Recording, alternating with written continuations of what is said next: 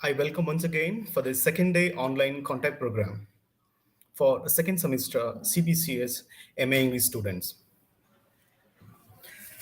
So far, this is the second day. Yesterday, we have studied the novel by Emily Bronte.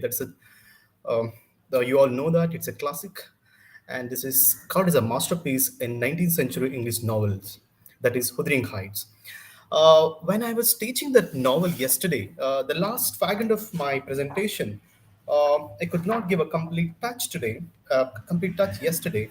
So I thought I can just speak about for hardly 10 minutes and I get back to my today's presentation. So yesterday I taught you novel Wuthering Heights by Emily Bronte, and today, probably, or once I just give a final touch to the touch to the novel, I'll take up poets.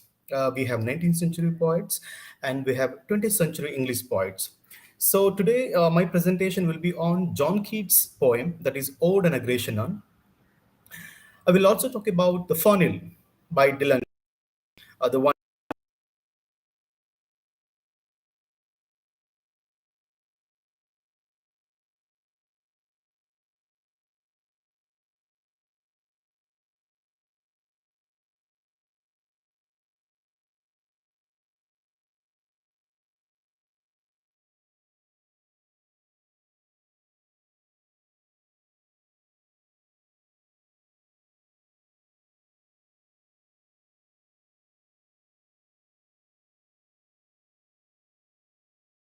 whole story to Mr. Lockwood. He's a tenant, and Nellie Dean, she's the narrator. That's where I stopped. So once the Lockwood understood the entire story between both the Tuscas Grange and the Wuthering Heights, he felt very sad about both the families because both the families suffered a lot because this is very clear in the Wuthering Heights. We have characters like Heathcliff, and we have Hindley and the Catherine, who in the initial members of Wuthering Heights. Whereas in Thursk's Grange we have Edgar Linton and we have Isabella Linton, and it's a Linton family. That is a one generation. And the first generation, it is Mr. Linton and Mr. Hanshaw. The second generation, as I told you just now, and third generation, he is like the Linton and the junior Kathy and Hayton. So by knowing the entire, the plight, the conditions of both the families, Mr. Lockwood, he felt very sorry and he decided to leave the place. Because this is where I was telling that, Nelly's tale catches up to the present day. So Mr. Lockwood informs Heathcliff that he will be leaving Tuscas Grange. Because why Nelady narrated the whole story? She narrated because Mr. Lockwood, he expresses his nightmare, what he felt at the Wuthering Heights when he stayed. No, this is what happened. This is the bad experience I come across. So what is this all about? When he asks Nelly, she narrated the entire story, which means the whole novel captures the past incident. It was narrated through the flashback narration. Okay, there is a flashback narration because the entire story captured the when when Nelly Dean narrate the whole story because she was a servant in both the houses. So this is one thing. And what happens, so after that, Mr. Lockwood, he does not want to stay anymore because he felt very sad about it. And Lockwood returns to the area by chance. He decides to stay there again, but he finds Nelly living at Wuthering Heights and replacing Zilla. So now Nelly, she is there at Wuthering Heights because there is, Junior Catherine. The Junior Kathy is there. She's there to look after her, the daughter of, Edgar Linton and Catherine. And, in Tuscas Grange, there is a new servant is appointed, that is Zilla. And what happens here? So we understood. Then what happens in the fag end of the novel? ಕಾದಂಬರಿಯ ಕೊನೆಘಟ್ಟದಲ್ಲಿ ಏನಾಗುತ್ತೆ ಅಂತಂದ್ರೆ Kathy, the junior Kathy, she's the daughter-in-law of Heathcliff. Heathcliff immediately, he marry off between his son, the Linton and Kathy, because in case if Linton Heathcliff marries Catherine, he can get the property of Tuscas Grange also. So that is his hidden agenda. So Good morning. Hope you are getting this connection, and I'm giving the final touch to the novel so that left and I can get into the today's poetry. Okay. Hope you are getting the point. So Kathy is there, and she's a widow now because Mr. Linton died. I told yesterday, and who are there in Wuthering Heights now? It is only Junior Catherine and and Hayton, the son of Hindley, and Kathy. She's a daughter of Catherine. So they're the cousins are there now in the house. And Hayton, because I told Linton died, so Junior Kathy, she's a widow now.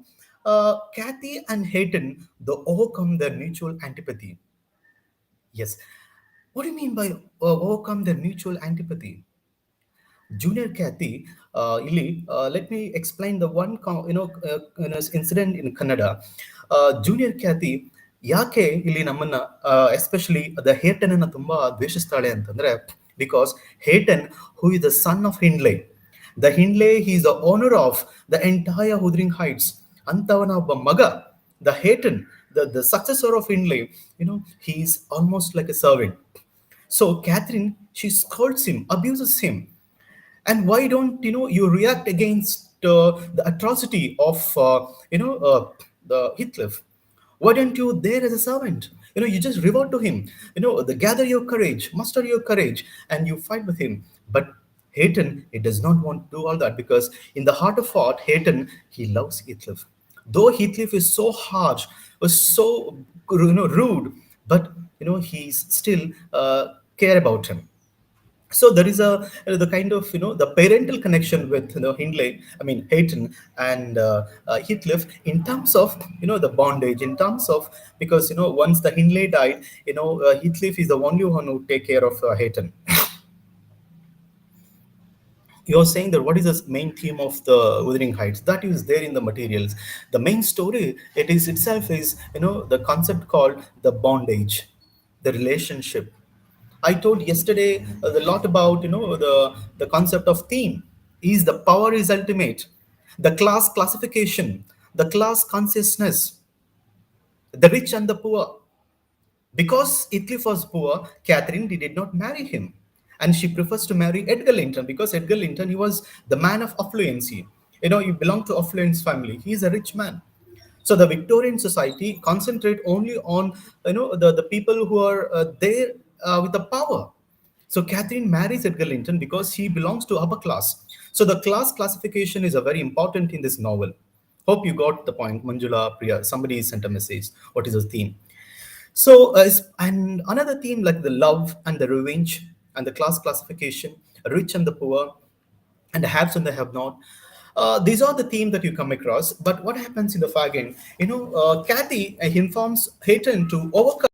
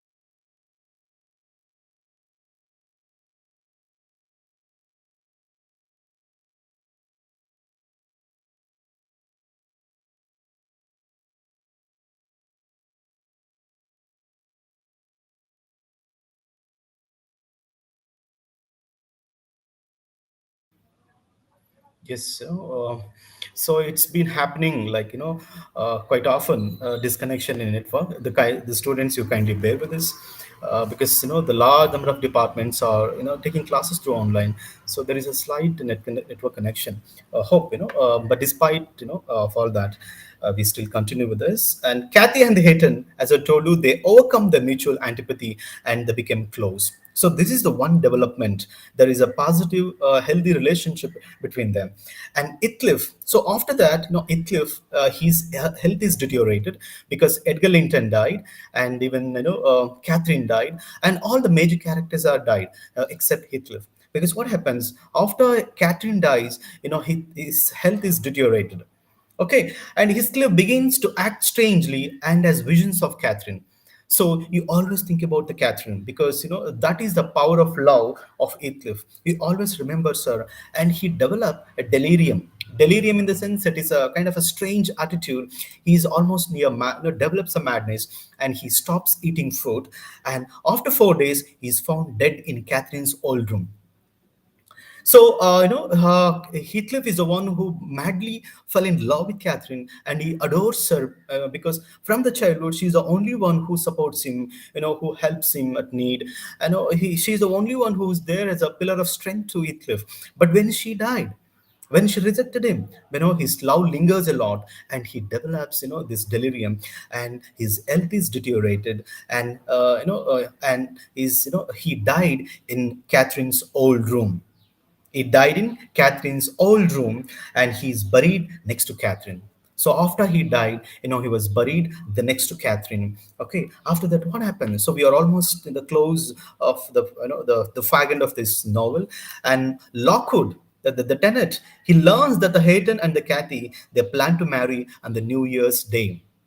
So the Kathy, she was a widow, but now she decided to marry her cousin, that is Hayton.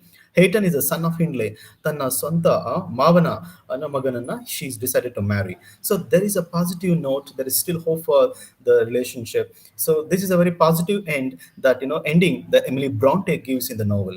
So Lockwood learns that Hayton and Kathy plan to marry in the New Year's Day, and here Mr. Lockwood, it's a very symbolic. Just listen carefully. And Mr. Lockwood, he passes the grave of Catherine, Edgar Linton, and the Heathcliff. He passes the grave of Catherine, Edgar Linton, and the Heathcliff. Both the three of them, they're buried, they died, and he saw the graveyard of, Catherine, Edgar Linton, and the Heathcliff, and he contemplates, he contemplated the quiet of the moors. In this very tranquil, the quiet, moorland, more in the sense it's the land, it's completely like a forest, in the moorland. How come, how the souls of these three peoples are in the tranquility. ಅವ್ರು ಎಷ್ಟು ಮಟ್ಟಿಗೆ ಪ್ರಶಾಂತವಾಗಿ ಶಾಂತವಾಗಿರ್ತಾರೆ ಇಲ್ಲಿ, because three of them, they were very different in their approach. Catherine, and Edgar Linton, they're the husband and wife, and the Heathcliff is the one who, the Byronic hero who fell in love with her. And so this is the one thing. The everybody is very distinct in their mannerism, their approach. So Emily Bronte could create such a huge novel. And this novel is also called as a Gothic novel. And probably in your examination, there'll be one question on what do you mean by Gothic novel? Consider Wuthering Heights as a Gothic novel. Gothic novel, in the sense, a novel which captures the terror, the bloodshed, the ghost, haunted house. These four important things you should always remember. The features of a Gothic novel is the blood chill, ಅಲ್ಲಿ ರಕ್ತಪಾತ ಆಗುವಂಥದ್ದು, haunted house, ಅಲ್ಲಿ ದೆವ್ವಗಳ ಮನೆ ಇರುವಂಥದ್ದು, and haunted castle, ತುಂಬಾ ಭಯ ಪಡಿಸುವಂತಹದ್ದು ಸನ್ನಿವೇಶಗಳಿರುತ್ತೆ, and the terror and the brutal, and these kind of the all scary images, the scary pictures, the scary episodes are the fabricated or the brought in the novel. So Gothic novels features are that. So dear students, somehow I could able to teach this novel, despite of despite of the series, a lot of network glitch. and hope I could give a justice to the text, and I could share my viewpoints as much as possible. And we also have given you the study materials. Please read them carefully, understand them, and you also attend the offline classes will be conducted from 19. So there, I can teach this novel again, and you will for your better understanding. So I wish you all the best. Do well, and this is the Wuthering Heights, and I wish you well for this novel, because this is a major text, and you all have to write well in the examination. So now, let me take up another. Now I could complete one novel, 19th century, the prose and fiction, the second hardcore paper.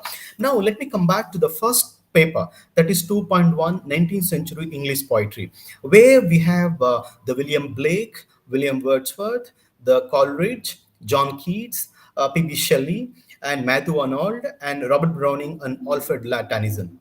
So this Wordsworth and the John Keats and the Coleridge, they appear as the first phase of romantic poets, and we have the later poets like Matthew Arnold, Robert Browning, Alfred Tennyson. They're the Victorian poets, because the kind of a transition period between the Victorian to romantic period, they appear. So today I'm a poem, a very interesting poem, a very the great poem. In fact, this poem is considered as a classic. In when we talk about 19th century poets, probably you by now you're aware of it, is Ode on a Grecian Urn. Ode, which means it is ode in the sense it's a poem, it's a song written in an order to praise a person or a thing. So you may have a question, what do you mean by ode? So today I'm going to teach you John Keats' poem. That is a Ode and a Grecian Urn, Ode to Autumn, and Ode to Nightingale are prescribed. Probably I take up one poem out of three, and the rest of the poems you just read yourself. Okay, and then I'll take up another poem by in the 20th century poetry. Okay, I try to take up two poems in this session. So, what do you mean by ode? That is a question. So, I told you the ode is a poem or a song written in order to praise a person or a thing. So, here, John Keats, whom is he going to praise? What is he going to praise here?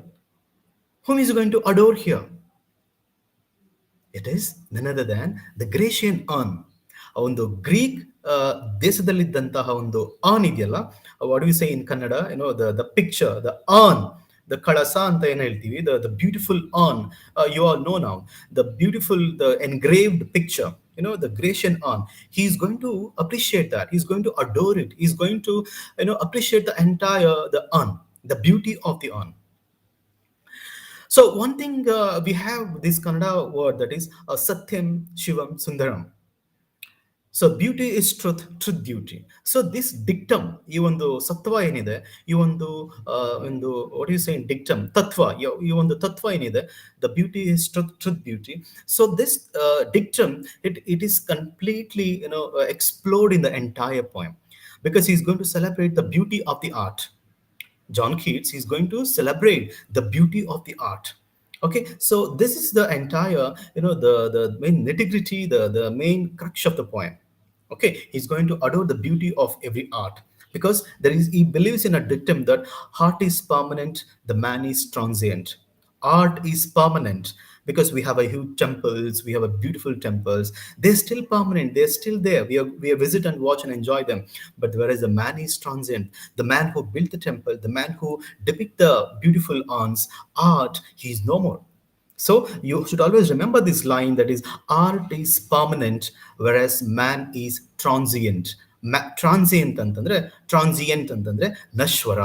Heart is permanent, ಶಾಶ್ವತ ಮತ್ತೆ ನಶ್ವರಗಳಿರುವಂತಹ ಒಂದು ಡೈಕಾಟಮಿನ we learn in this poem, that is ode on a Grecian earn.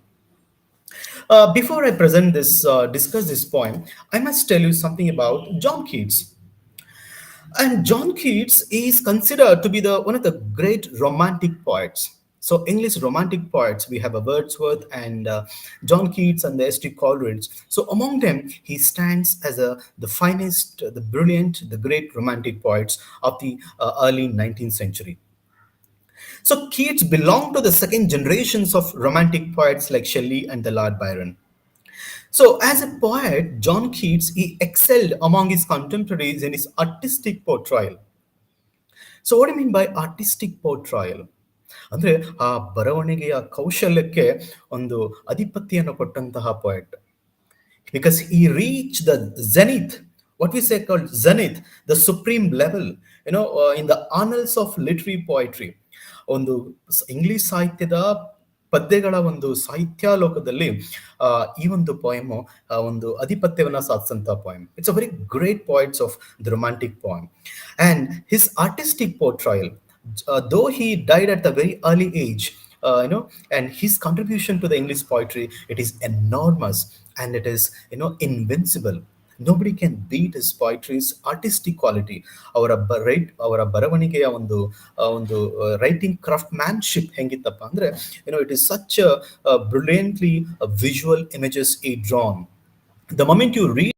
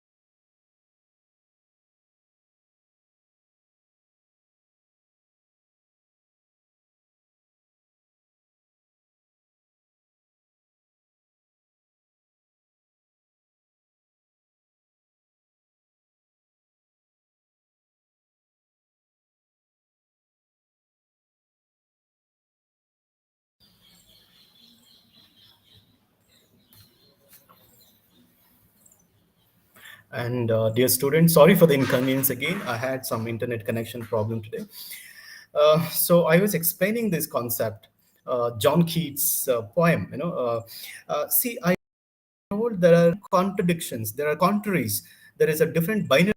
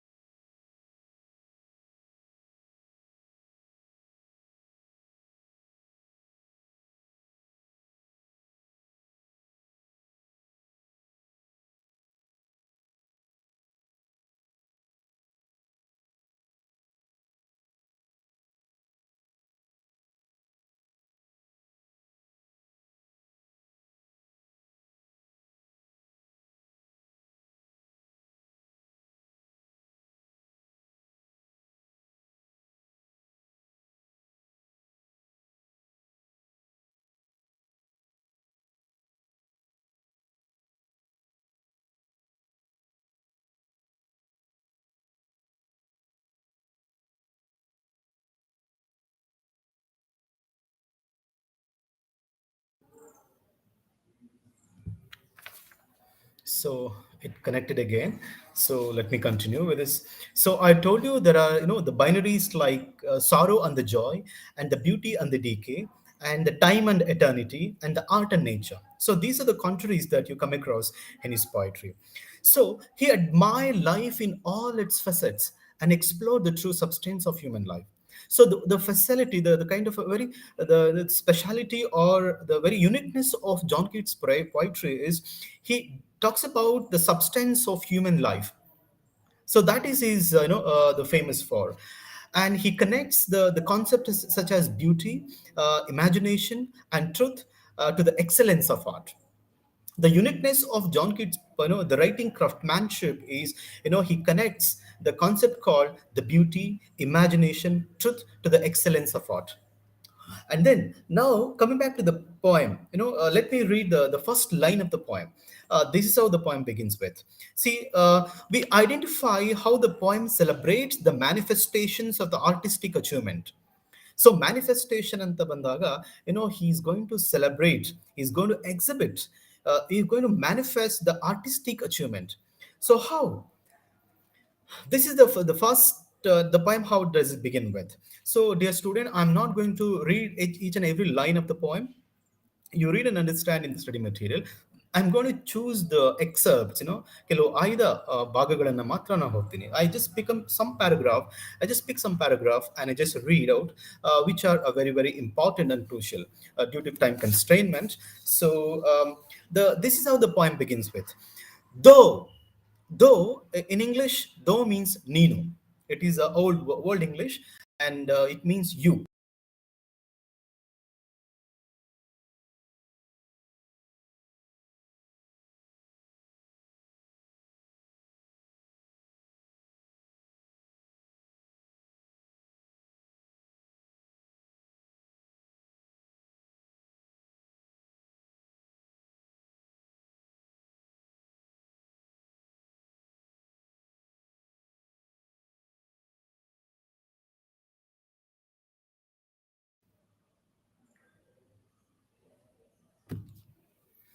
So this is how the poem begins. Though still unravis bride of quietness. He begins the poem saying this. Though still unravis bride of quietness. Nee ninnu malinavagada, the bride. You are almost like you're yet to get married. That means you're still protect your chastity. You still so you have that virginity in you. This is how he says, because he connects the urn to a bride. You know, though still unravis bride of quietness, you still preserve your beauty. You still beauty in the sense he meant the chastity, the virginity.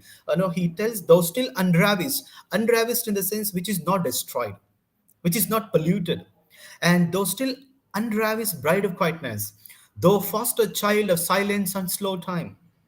The very interesting thing is that the time he is going to protect you. The time is a preserver. The same time is a destroyer. So he glorifies Time, he is there to protect you. The time is a preserver to you. See, the foster child, ನಿನ್ನನ್ನು ಮಗುವ ಹಾಗೆ ರಕ್ಷಣೆ ಮಾಡುತ್ತಿರೋದು ಯಾರು ಗೊತ್ತಾ? ಓ ಗ್ರೇಷನ್ on, ಅದು ಯಾರು ಅಲ್ಲ, it is ನನ್ other than the time. ಸಮಯ ನಿನ್ನನ್ನು ಒಂದು ಪುಟ್ಟ ಮಗುವಿನ ಹಾಗೆ ಅದು ನಿನ್ನನ್ನು ರಕ್ಷಣೆ ಮಾಡ್ತಾ ಬರ್ತಾ ಇದೆ. ಹಿ ಗೋಸ್ ಟು ಗ್ರೇಷನ್, ಹೋಗ್ತಾನೆ, ಅಲ್ಲೊಂದು ಮ್ಯೂಸಿಯಂ ಇರುತ್ತೆ ಗ್ರೀಕ್ ಕಂಟ್ರಿಯಲ್ಲಿ. He goes to Greek country, Greece museum, and he goes and see saw the museum, and you find there is a urn, and he is wonderstruck. He's so wonderstruck, and he was spellbound by the beauty of the urn. Oh, though still unwrap his bridal quietness, though foster child of silence and slow time. ನಿನ್ನನ್ನ ಆ ಸಮಯ ರಕ್ಷಣೆ ಮಾಡ್ತಾ ಬರ್ತಾ ಇದೆ. Look at that, a man. The man is not thinking about himself. The man is talking about the beauty of the urn. So, Sylvan historian who can't thus express a flowery tale more sweetly than a rhyme. And your beauty, you are like a historian, because whoever will come to see you, you give them a story. ನಿನ್ನನ್ನು ವರ್ಣಿಸುವಂತಹ ಒಂದು ಶಕ್ತಿಯನ್ನು ಅವ್ರಿಗೆ ಕೊಡ್ತೀಯ. So this earn has a 4 different images in the earn. ಆ Greek ಅರ್ನಲ್ಲಿರುವಂತಹ ಒಂದು ಏನು art ಇದೆ, ಅದಕ್ಕೆ 4 ವಿಧದ ಒಂದು ಚಿತ್ರಗಳನ್ನ ಅಲ್ಲಿ ಒಬ್ಬ ಆರ್ಟಿಸ್ಟ್ ಏನ್ ಮಾಡ್ತಾನೆ, ಕೆತ್ತನೆ ಮಾಡಿರ್ತಾನೆ. ಆ 4 ಇಂಪಾರ್ಟೆಂಟ್ ಡೈಟೀಸ್ ಅಂದ್ರೆ ಡೆಪಿಕ್ಷನ್, ಆ ಚಿತ್ರಣಗಳು ಯಾವುದು ಅಂತ ನಾನು ನಿಮಗೆ ಎಕ್ಸ್ಪ್ಲೇನ್ ಮಾಡ್ತಾ ಬರ್ತೀನಿ. Because there 4 important pictures are very important in the poem. So I told, here is An is not ravished by the ravages of time. So the time is supreme here. Time is the one who preserves. It is still preserves quietness and silence of heart. The word quietness, silence suggests that the time is a great destroyer, is passive, and it is faster the beauty of the heart. So the same destroyer has become a preserver here. The same component we can see in P.B. Shelley's Ode and a West Wind. Okay, the how the wind become a preserver and the destroyer, because he takes the seeds, the winds take the seeds away and throw it somewhere, and it gives a rebirth to it. The seed germinate, and the trees and the plant germinate. So the time is the very important. He is a preserver and the destroyer. So now the second paragraph, the first the beauty that the John Keats is glorifies in the poem. Further, Keats described the melody of the piper and its everlasting power of music. See, the first important, the beauty, the art, ಒಂದು ಕಲೆ, ಒಂದು ಚಿತ್ರಣವನ್ನು ಏನಿರುತ್ತೆ ಅಲ್ಲಿ ಒಂದು ಅರ್ನಲ್ಲಿ, first ಯಾರನ್ನ ಇಲ್ಲಿ John Keats glorify ಮಾಡ್ತಾನೆ ಅಂದ್ರೆ, ಹಿ ಗ್ಲೋರಿಫೈಸ್ ಎ ಪೈಪರ್. ಪೈಪರ್ ಅಂದ್ರೆ ಒನ್ ಹೂ ಫ್ಲೂಟ್ಸ್ ಮ್ಯೂಸಿಕ್. ನಿಮ್ಗೆಲ್ಲ ಗೊತ್ತೇ ಇದೆ ದ ಪೈಪರ್. ಅವನ ಒಂದು ವೈಶಿಷ್ಟ್ಯತೆಯನ್ನ ಇಲ್ಲಿ ಈ describes. The further Keats described the melody of the piper and its everlasting power of music. The everlasting power of music, he is going to describe by the John Keats through the piper. ಒಬ್ಬ Piper ಒಂದು ಸಂಗೀತವನ್ನ, ಒಂದು ನಿನಾದವನ್ನ ನುಡಿಸುವಂತಹ ಒಬ್ಬ ಪೈಪರ್ನ ಒಂದು power of music ಎಷ್ಟು ಚೆನ್ನಾಗಿತ್ತಂತ ಇಲ್ಲಿ explain ಮಾಡ್ತಾನೆ. Because the urn can't speak. ಹಾಗಾದ್ರೆ how does he see this the power of music? It is only through imagination. So John Keats na ಒಂದು ತತ್ವ ಇದೆ, whatever the imagination seizes must be truth. ಅಂದ್ರೆ ಒಂದು ಕಲ್ಪನೆ, imagination, ಅದು ಸತ್ಯ ಕೂಡ ಹೌದು. It depends on how utmost ultimate truth you approach, that matters. So further, Keats described the melody of the piper and its everlasting power of music. So ಇಲ್ಲಿ ನಿಶ್ಶಬ್ದವಾಗಿರುವಂತಹ ಒಂದು ಪೈಪರ್ನ ಒಂದು ಸಂಗೀತ ಎಷ್ಟು ಮಟ್ಟಿಗೆ ಕೇಳಿಸುತ್ತೆ ಅಂತ. ಅದಕ್ಕೆ ಒಂದು ಸಾಲ್ ಬರುತ್ತೆ, heard melodies are sweet but those unheard are sweeter. If I say in Kannada, ಆಲಿಸುವ ನಾದ ಮಧುರ ಅಂತೆ, ಆದ್ರೆ ಕಲ್ಪನೆಯಲ್ಲಿ ಆಲಿಸುವಂತಹ ನಾದ ಮಧುರಾತೀತವಾಗಿರುತ್ತೆ ಅಂತ. Which means the heard melodies are sweet. You can listen some music and you say, yeah, how beautiful it is. But unheard melodies, you can just imagine. ಈ Piper ಎಷ್ಟು ಮಟ್ಟಿಗೆ ತನ್ನ ಸಂಗೀತವನ್ನ ಅವನು ನುಡಿಸ್ತಾ ಇರಬಹುದು ಅಂತ ಕಲ್ಪಿಸ್ಕೊಂಡು ಆನಂದಿಸುವಂತಹ ಒಬ್ಬ ಆರ್ಟಿಸ್ಟ್ ಕೂಡ ಇರ್ತಾರೆ, ಸಂಗೀತ ಆರಾಧನೆ ಮಾಡೋರು ಇರ್ತಾರೆ. So what happened? Heard melodies are sweet, but those unheard are sweeter. So now you understood now, and yet his soft pipes play on, not to the sensual here, but more endeared. Sensual here ಅಂತಂದ್ರೆ ನಾವು ಕೇಳಿಸ್ಕೊಳ್ಳುವಂಥವ್ರು, sensual, grace ಕೊಳ್ಳುವಂತಹ ಒಂದು ಶಕ್ತಿ, the power of grasping music. But here it is more than that. It is endeared. It is just for the feeling through imagination, pipe to the spirit's details of no tone. The piper is not, creating any kind of music, but still we feel very happy and by listening his music. The poet expresses that the music to the sensual here may fade, but music played to the spiritualities of no tone remains permanent. So here, the poet expresses that the music to the sensual, what we hear here may fade, but music played to the spiritualities of no tone remains permanent. But here, the music that he's imagine and he enjoys it. So this is the first describe that the depiction, the description that we see in this urn. So he believes in the doctrine. So John Keats ನಂಬುವಂತ ಒಂದು doctrine ಯಾವುದು? Hope you are getting the connection. Thank God there is no disturbance now. So he believes in the doctrine, whatever the imagination seizes as beauty must be truth. Dear students, are you getting it? So the imagination seizes as beauty must be truth. So apparently nobody can deny the divine power of music. So in the urn, the first component, what John Keats glorifies is the power of the beauty. And then, next, 1 minute. The poet continues his description to glorify the eternal qualities and the permanence of art. In the next division, what is he going to describe? What is he going to analyze in this second phase? I told there are the four different description that the John Keats is going to analyze in the poem. The one is the piper. Here that's number one is done. And the number two, the poet continues his description to glorify the eternal qualities and permanence of art. So how does he explain? So this is the line. The next he talks about the fair youth beneath the trees, thou canst not live, thy song nor ever can those trees be bare. Bold lover, never, ever, never, never canst thou kiss. Though winning near the goal, yet do not grieve. She can't fade, though thou hast not thy bliss. Forever will the love and be fair. So here he's talking about, he's glorifying there are two youth, the lovers. So how does it talk about them? The fair youth beneath the trees, ಒಂದು ಮರದ ಕೆಳಗಡೆ ಒಬ್ಬ, there are two lovers, they're sitting. So this is the next picture. So let us see how he is going to glorifying it. The fair youth beneath the trees. ಮರದ ಕೆಳಗಡೆ there are two, the fair youth. And thou canst not live, thy song nor ever can those trees be bare. ಮರಗಳು, the trees which has the leaves will never fall down. They're always there. This tree which always captures the greenness. It preserves its green because the leaves will never fall down. Then the fair youth cannot is union with the fair maiden. I told they're the lovers, and here the lovers, they're just there as the artist is depicted. They cannot move one another. They cannot kiss each other. That means they still preserve the platonic love, the sanctity love. Their love will never turn into a lust. That's what he's saying, that the love of this fair youth will never turn into a lust. So the fair youth cannot have his union with a fair maiden. They will never have any union with them, each one another. And then the trees will not be bare. The trees will not be bare at all. And the poet consoles the fair youth that forever will thou love and be fair. So both the trees and the lovers, they are there always, and they preserve their, the sanctifying, the beauty.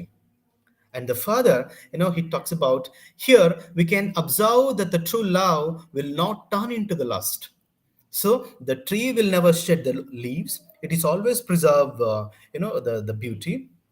And then the trees always remains as permanent as a green, and the lovers will not turn into a lust. There is no physical connection. So these three object, there is one more object that I'll teach further. And now what is important here is that here we can observe that the true love will not turn into lust. That you should remember in your mind, that in this poem, John Keats, he celebrates how true love celebrates. That is the actual love is meant. In contrast, what happens in the actual world? There is a two dichotomy between actual world and the ideal world. So in this poem there are two world. One is the actual world, the what we live in. We grow and we grow older. There is a transition because we experience. And the actual world, I mean, in the ideal world, the ideal world, which is the art, that there everything is, everything is the purified, everything is immaculate, parishuddhavadantadu. So what happened here? So these dichotomy we come across. The trees will not be bare, and the poet console the fair youth. Oh, that's fine. So here we can observe that the true love will not turn into lust. In contrast, love in human life may get destroyed as love turn into lust. But in the actual world, love turn into lust, and the love, the it get destroyed the relationship. Adre, look at the images in the urn.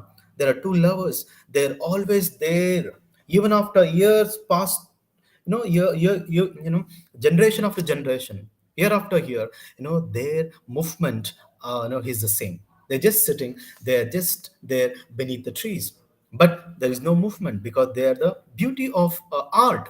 In that way, the poet is glorifying it. But in the actual world, love turned into lust. So the images of Piper, the fair youth, the trees do not shed their leaves. What it suggests, important, you have to take down this. What it suggests the clear evidence. It suggests the clear evidence that the love song, and the nature remain on the urn as long as it is preserved. As long as urn is preserved, the love of this youth, the beauty of the song, the beauty of the nature, the trees will remain on forever in the urn for everlasting. It preserves the true beauty of the urn.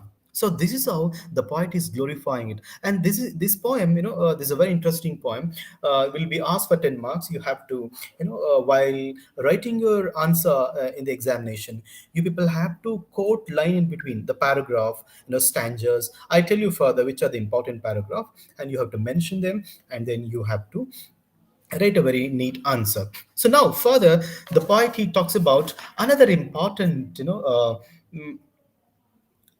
yeah. There is next he talks about trees. How does he say? How does he talk about the boughs? Oh, happy, happy boughs that can't shed your leaves, nor ever the spring or dew. And I think this I just explained that because that's a very interesting line, and it's a very important that you have to mention. He's talking about the boughs, the trees. The speaker talks about the images of trees on the lawn, calling their boughs happy because they will never lose the leaves and they will never say goodbye to the spring. Because in the actual world, we come across all the season: spring, the winter, summer, autumn, all the season we come across. But for the urn, there is no season. And this urn is not binded by the shackles of any season. ಯಾವ season ಕೂಡ ಒಂದು ಬಂದಿಗೆ ಸಿಲುಕದಂತಹ ಒಂದು ಅತ್ಯುತ್ತಮ ಒಂದು ಸೀಸನ್ಗೆ ಇರುವಂತಹ ಒಂದು situation ನಮ್ಮ earn ಅಲ್ಲಿ. So earn is not getting to the entangle or getting to the shackles of any season. Because the season is the same always. Even in the summer, spring, and winter, the beauty is remains as it is. So this is how he's talking about the minute descriptions, the minute images of earn. So the speaker talks about the images of trees on the urn, calling their boughs in the sense the twigs. They're happy because they will never lose the leaves and they will never say goodbye to spring.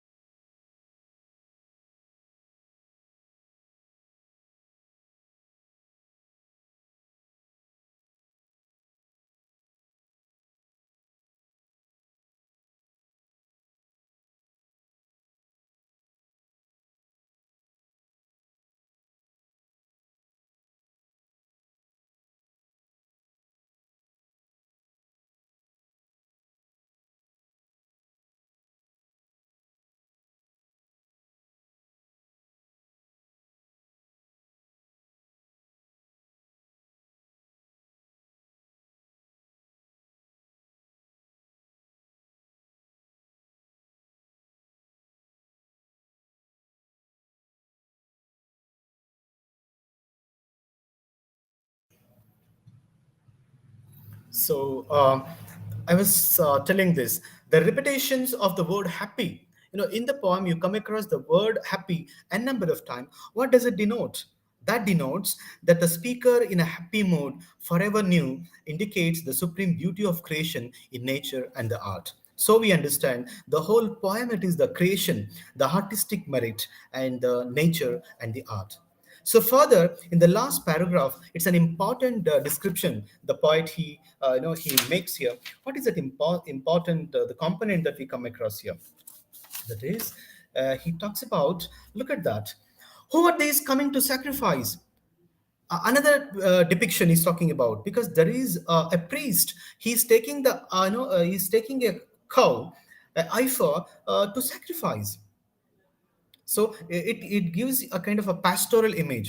ಅಂದ್ರೆ ಒಬ್ಬ priest ಏನ್ ಮಾಡ್ತಾನೆ, ಒಂದು ಹಸುವನ್ನ he decorated with a garland and is going to the temple to sacrifice it.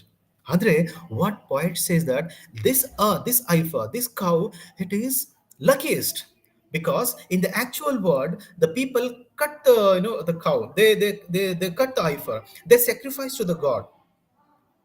No, because some they are completely devoted to the god or goddess, and they cut.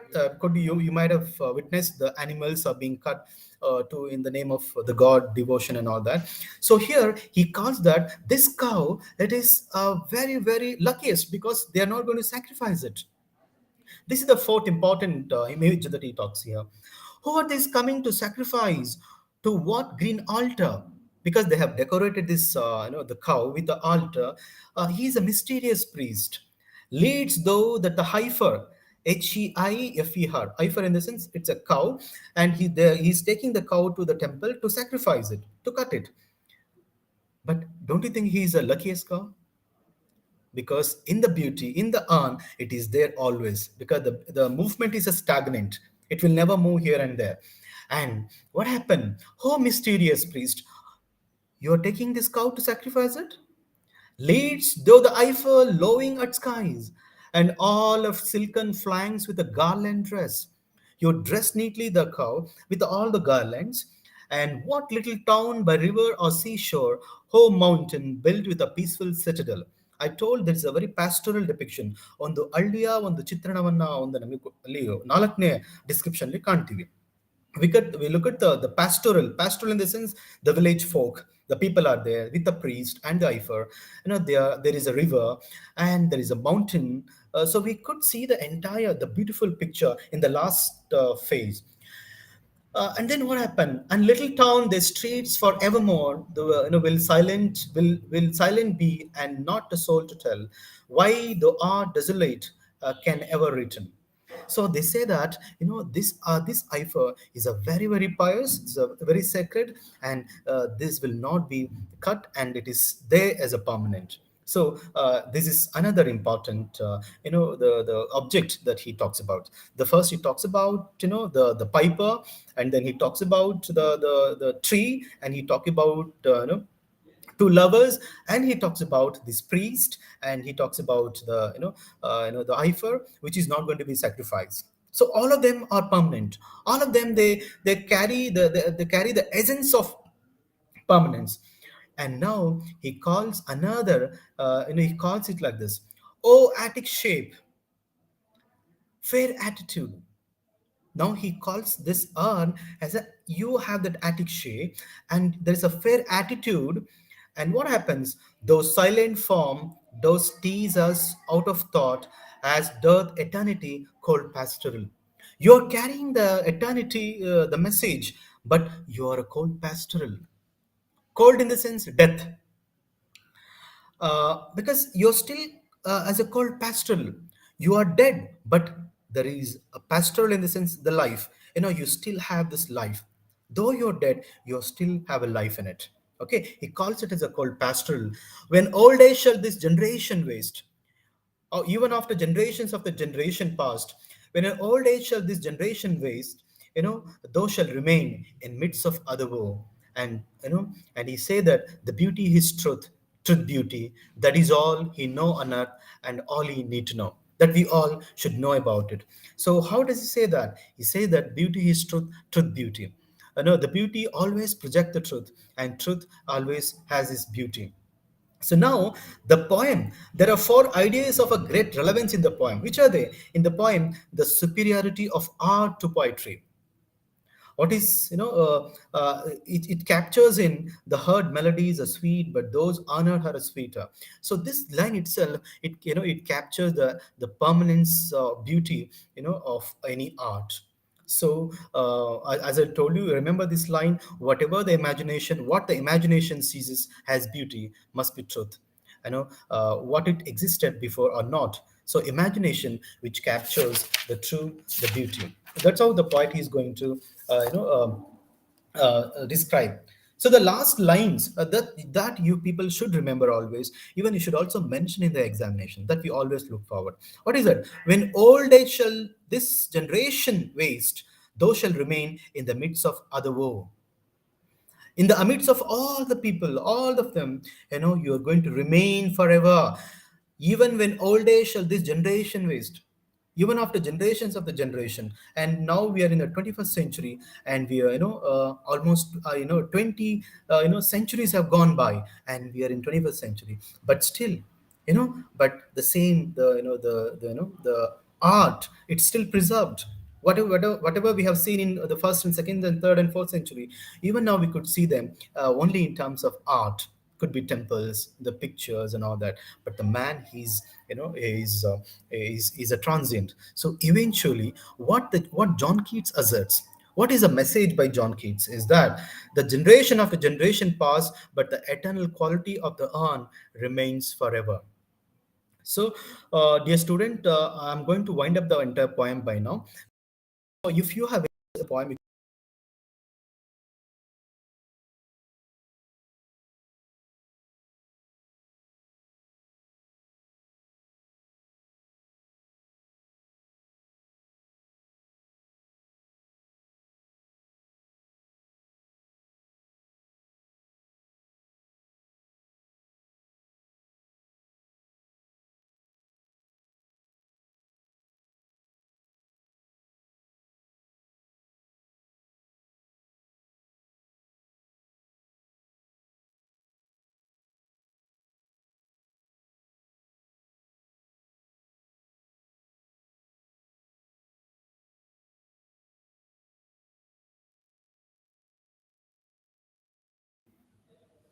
So I was telling this, the hens wrote the poem. The poet, it throws the light on the permanence of art and the transient of human life through the vivid pictures depicted on it. So which are the vivid pictures? I told you, the important is, as the trees, the piper and the lover, and the eifer and the priest and the cold pastoral. He called it as a cold pastoral. So all these, vivid pictures depicted on the art.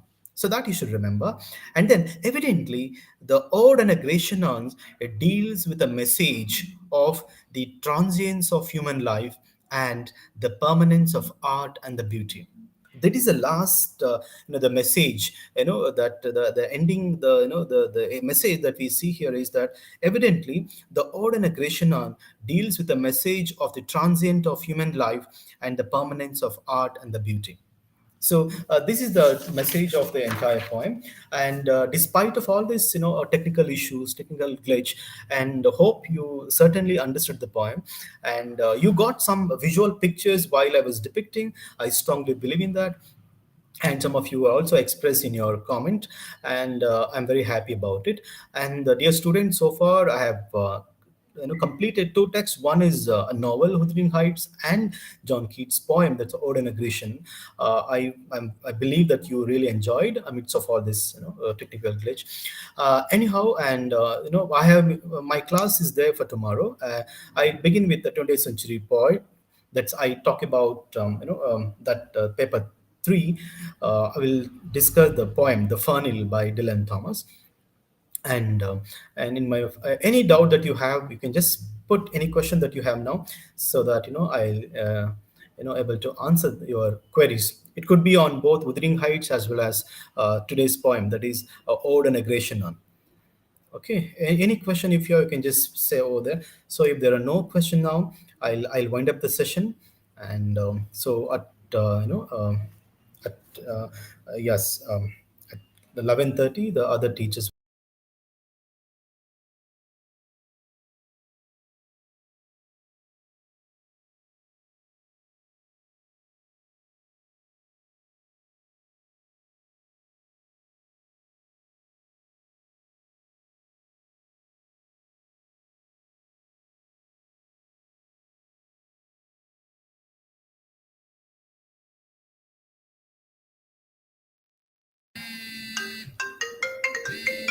Yeah, I said that I'll talk about some important stanza.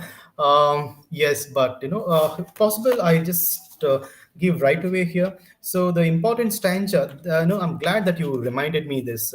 You told that you'll be saying important stanzas. So yes, the important stanzas are. You just take down. If you have the text with you, you can just mark. And we always expect you have to mention in your exam. That is the first stanza. That is not all the stanzas. The lines in a stanza. The number one, though still Andravis, the bride of quietness, though foster child of silence and slow time. So this is one important line that you have to write in your exam. And the second important lines are, if you look at this in the first stanza itself, there is this line: "What men or gods are these? What maidens loth? What mad pursuit? What struggle to escape? What pipes and trembles? What wild ecstasy?" So, in pertain to Piper, this is the important paragraph. In the second paragraph, heard melodies are sweet, but those unheard are sweeter. Therefore, his soft pipes play on. So this is another important the lines. And after that, you have this line: "The fair youth beneath the trees, thou canst not live. Thy song nor ever can those trees be bare." This is another important line in the poem. And of course, very important is, "Oh, happy, happy boughs that can't shed your leaves, nor ever bid thou spring adieu, and happy melodies unvaried." This is an important, the line in the poem. And after that, we have this, another important line: "What these coming to sacrifice?" Because they are going to sacrifice the heifer. "So to what green altar, oh mysterious priest?" So they may this stanza is very important. These lines are very important because there is a lot of significance in explanation. What are these coming to sacrifice? To what green altar, oh mysterious priest? This is. And then you have oh attic shape, fair attitude, this one. And the last line are very important, in fact. Yes, the "when old age shall this generation waste, thou shall remain in amidst of other woe." So I described all these important the lines. Try to, if possible, try to by heart them and you write in your exam. Because we expect some lines while you explain your the any poem, any text for that matter. So the quotations are always play an important vital role in substantiating your viewpoints.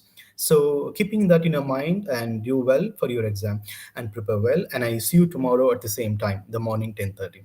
So wish you good luck to you people, and see you tomorrow.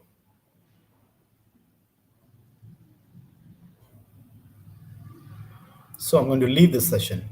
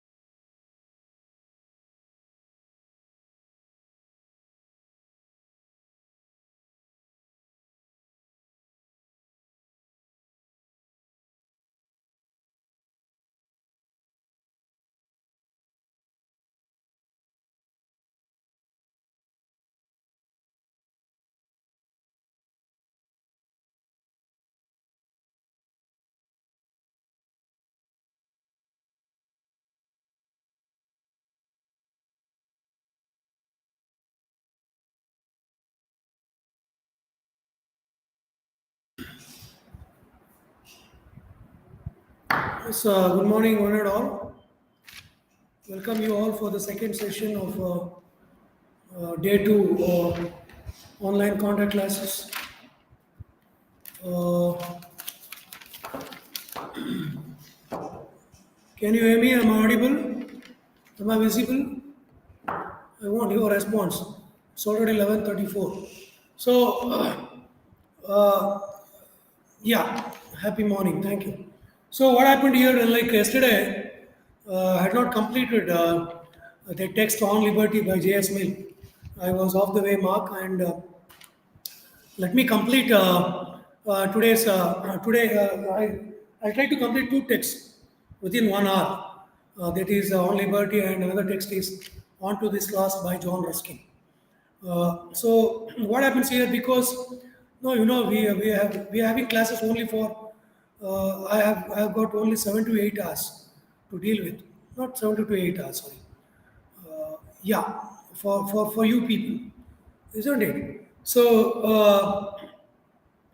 what happens here? Yesterday I was speaking about organic era and critical era. Again, era where you see there is scope for critical thinking. You know, J.S. Mill believed that by continuously challenging our beliefs, we can continuously strengthen them. Means at the same time, Mill also believes that humans are progressive beings. The source of everything, again, respectable in man, either as intellectual or as moral being, we are capable of rectifying mistakes by discussion and experience, and discussion by experience. So, what I mean to say here is, so it is, if you want to achieve something, if you want to bring in change, if you want to see change, change means what? Change means progress. Change means if you want to see progress, you have to change. So if you want to wear t-shirts, you have to remove dhoti, isn't it? You have to remove. If you want to wear jeans, if you want to adapt to modernity, if you want to adapt to modern lifestyle, you have to give up traditional lifestyle. If you want to change, so if you want to, it's like bargaining.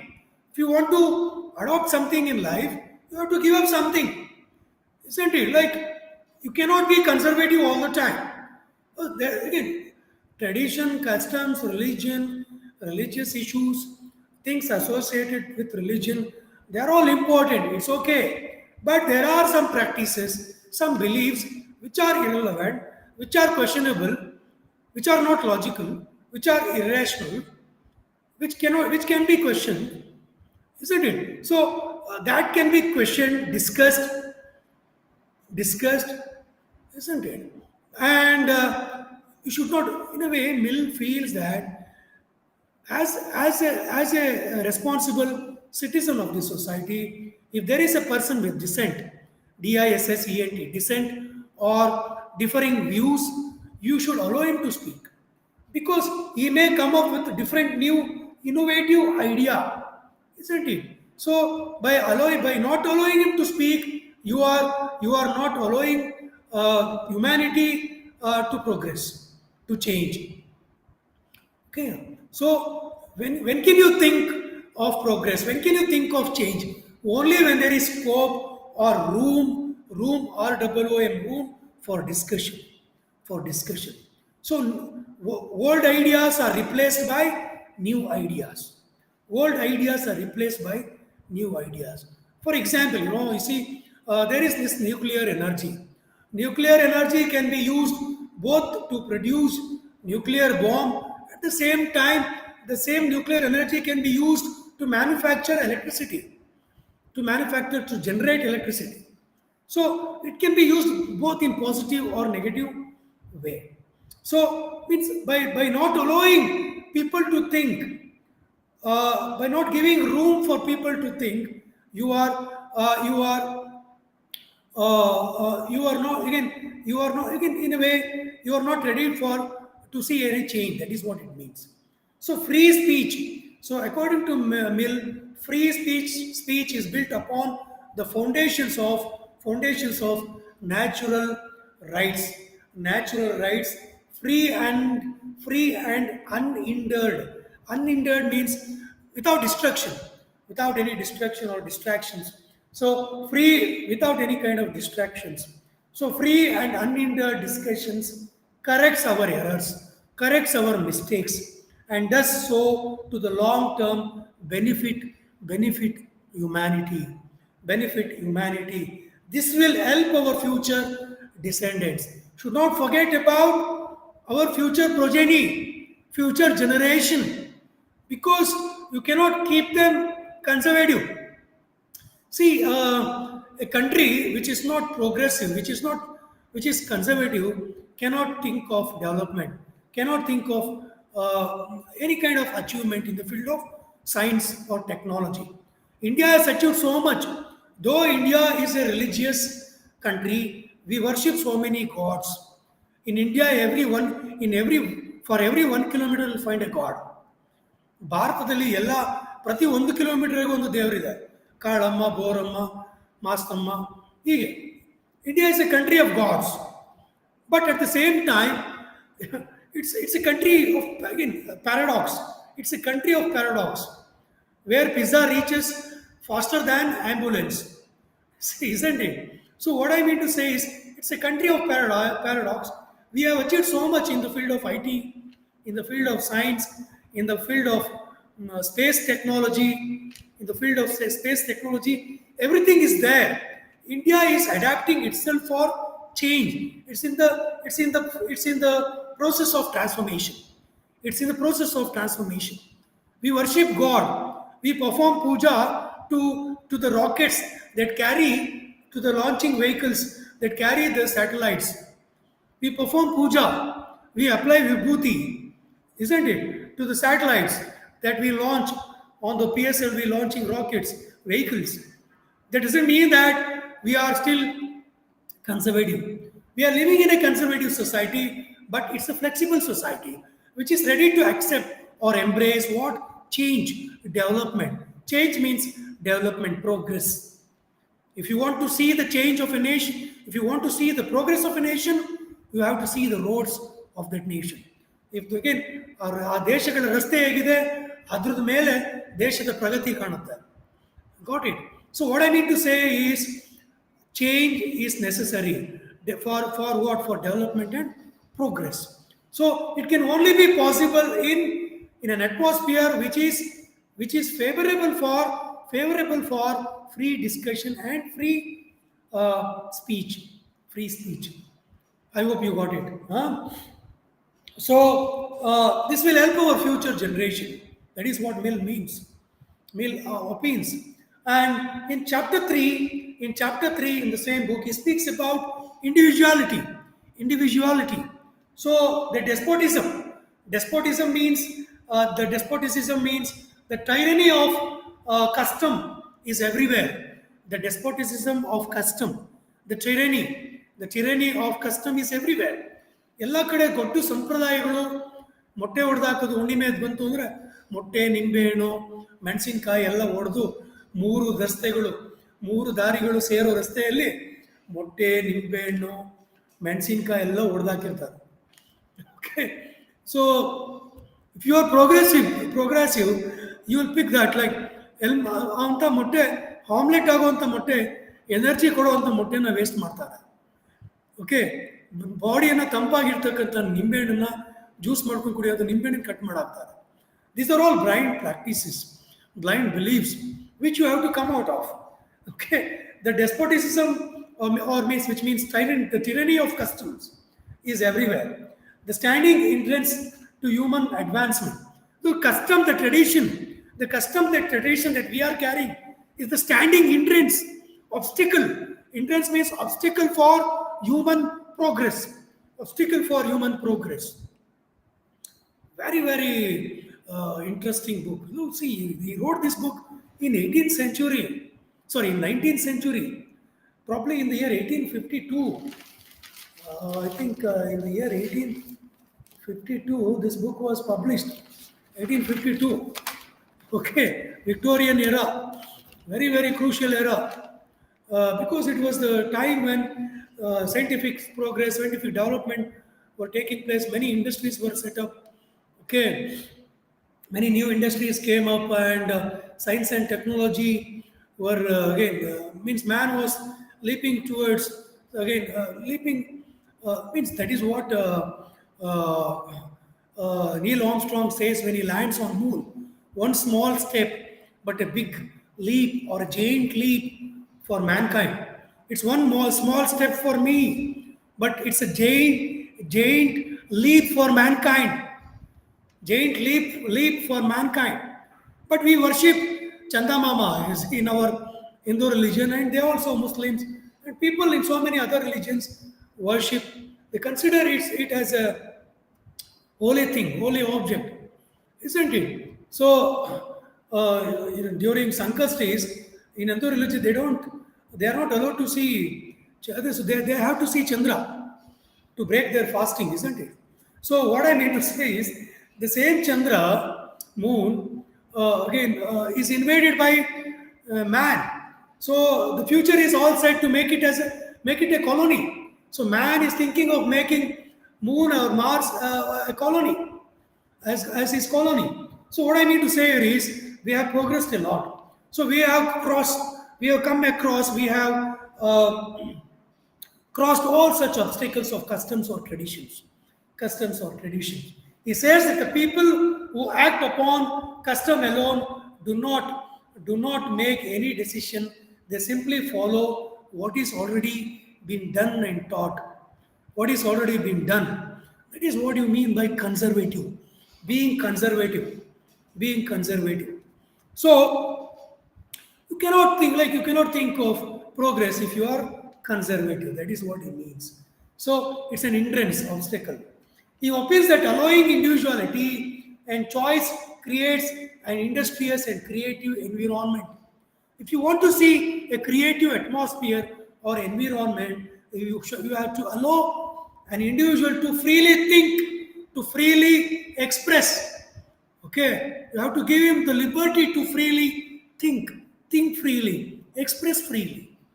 Okay, so that only we can be creative and industrious. So in which progress is unimpeded. Unimpeded means will not get any distraction in the way. Genius can only breathe freely in an atmosphere of freedom. Genius can only breathe freely in an atmosphere of freedom. That is the reason why America is called as land of innovations. America is called of land of innovations because they have bought whatever that they have taught in democracy, whatever that you see in American Constitution, American democracy is brought in practice. Whatever they teach, they have brought it in practice. So America is a land of innovations because they have got complete freedom, complete liberty. They have the freedom to breathe freely. Breathe freely. So, in an atmosphere of freedom, based on personal experience, yeah, again, critics feel that this particular opinion of Mill is based on his personal opinion because he was arrested for distributing information on birth control. He went on to give information on birth control and he was arrested for it. And people looked at him with scorn for his relationship with a widower called Harriet Taylor. He had a relationship with that woman called Harriet Taylor. People looked at him with scorn, and means this is based on his own personal experience. Throughout his life, he was an atheist, believes fearing what ridicule from society. So he was not a theist, he was an atheist. ದೇವರಲ್ಲಿ ನಂಬಿಕೆ ಇರಲಿಲ್ಲ ಯಾರಿಗೆ JS ಮಿಲ್ಲಿಗೆ. That's the reason why you see he criticizes customs, traditions, and he always again believes in progress and development, achievement, change, and he never wants conservative thoughts to be insisting. And in chapter 4, again he discusses about limits of authority again over individuality. State sanctioned coercion, COERCION. What do you mean by coercion? Physical or moral force, to compel a person to do something. Okay, so state sanction, a government cannot force you, coercion cannot force you physically or mentally or morally, okay, to do something. State sanctioned coercion is legitimate, it provides security and stability. So it becomes legitimate only when it provides security and stability. Therefore, as per Mill, we all have reciprocal obligations towards the state or society at large, such as respecting others' rights. So we also have reciprocal responsibilities, obligations as an individual living in the society.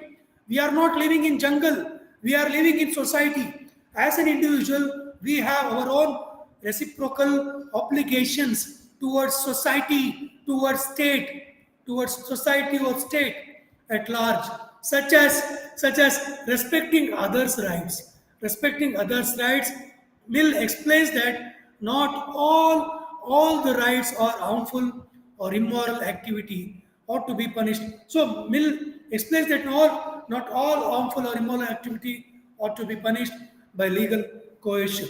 So you should not forget all the harmful or immoral activity. So some people involved in immoral or harmful activity to do something good for the society. So it's not punishable according to him.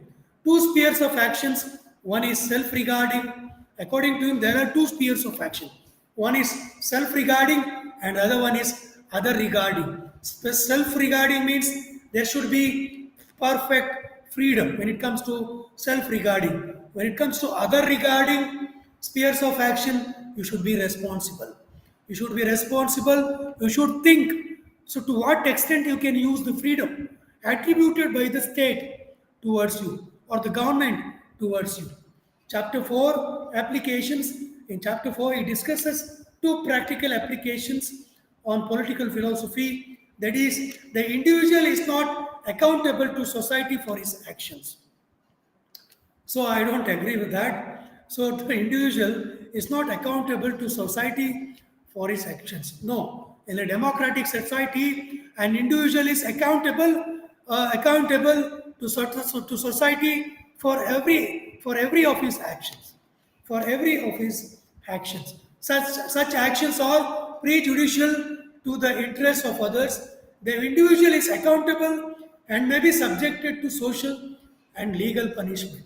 So there are occasions where your individual actions may cause harm to others. So such actions are subjected to what? Social or legal punishments. Punishment. So to conclude, he also speaks about free market, laissez-faire, a policy of government, non-interference in economic affairs. Okay, this particular book is also used in economics. In economics, people who have studied economics do read J.S. Mill's On Liberty, because here he speaks about free trade. Laissez-faire means a policy of government, non-interference in economic affairs. Since Mill believed that trade is a social act, he explains it is now recognized, though that not till after a long struggle, that both the cheapness and the good quality commodities are most effectually provided for by leveling, so by leaving the producers and sellers perfectly free. Means you should allow the sellers and producers to enjoy the freedom to do marketing business without any hindrance or obstacle created by the government through their policies. It speaks about free, fair, again economical policies here. So to conclude, we are all living in a world. So let us conclude the text. So to conclude this text on liberty, should not forget that we are all living in a world which is controlled by surveillances. surveillances. You should not forget that the messages that you send in WhatsApp or in any other social media platforms is is under surveillance. Is under surveillance. Everything is monitored by the governments. By the governments, you cannot misuse the freedom of speech to your will, to your wish, to your wish. So you should not forget that we are living in a world which is controlled by surveillance, monitored by governments, state governments or central governments, states intruding upon individual privacy. So many rules and regulations have posed serious danger to the free speech. So I'll give you the example of Edward Snowden, and also Julian Assange, WikiLeaks.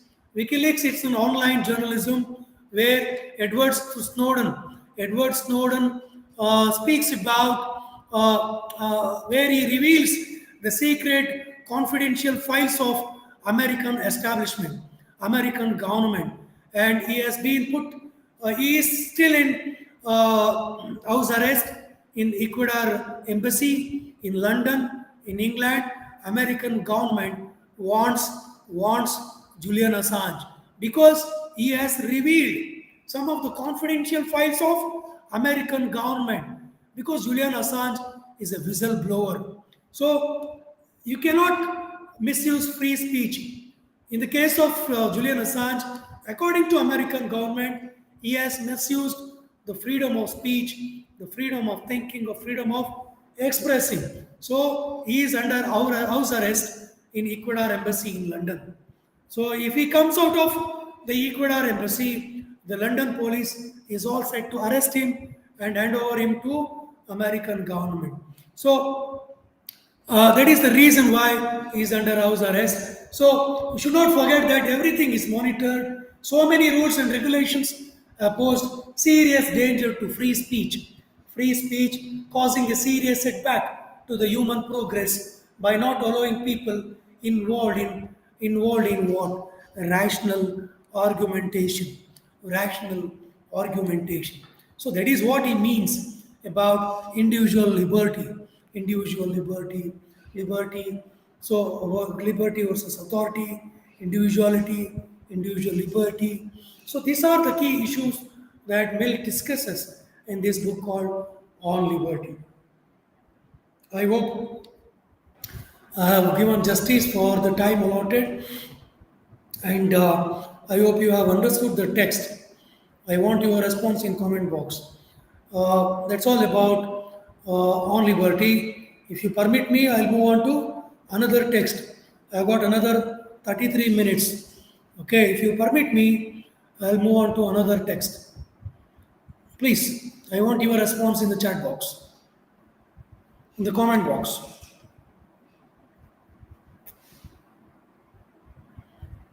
I hope you all understood the text. Shall I move on to the next text? Do you have any questions? Do you have any questions on this text?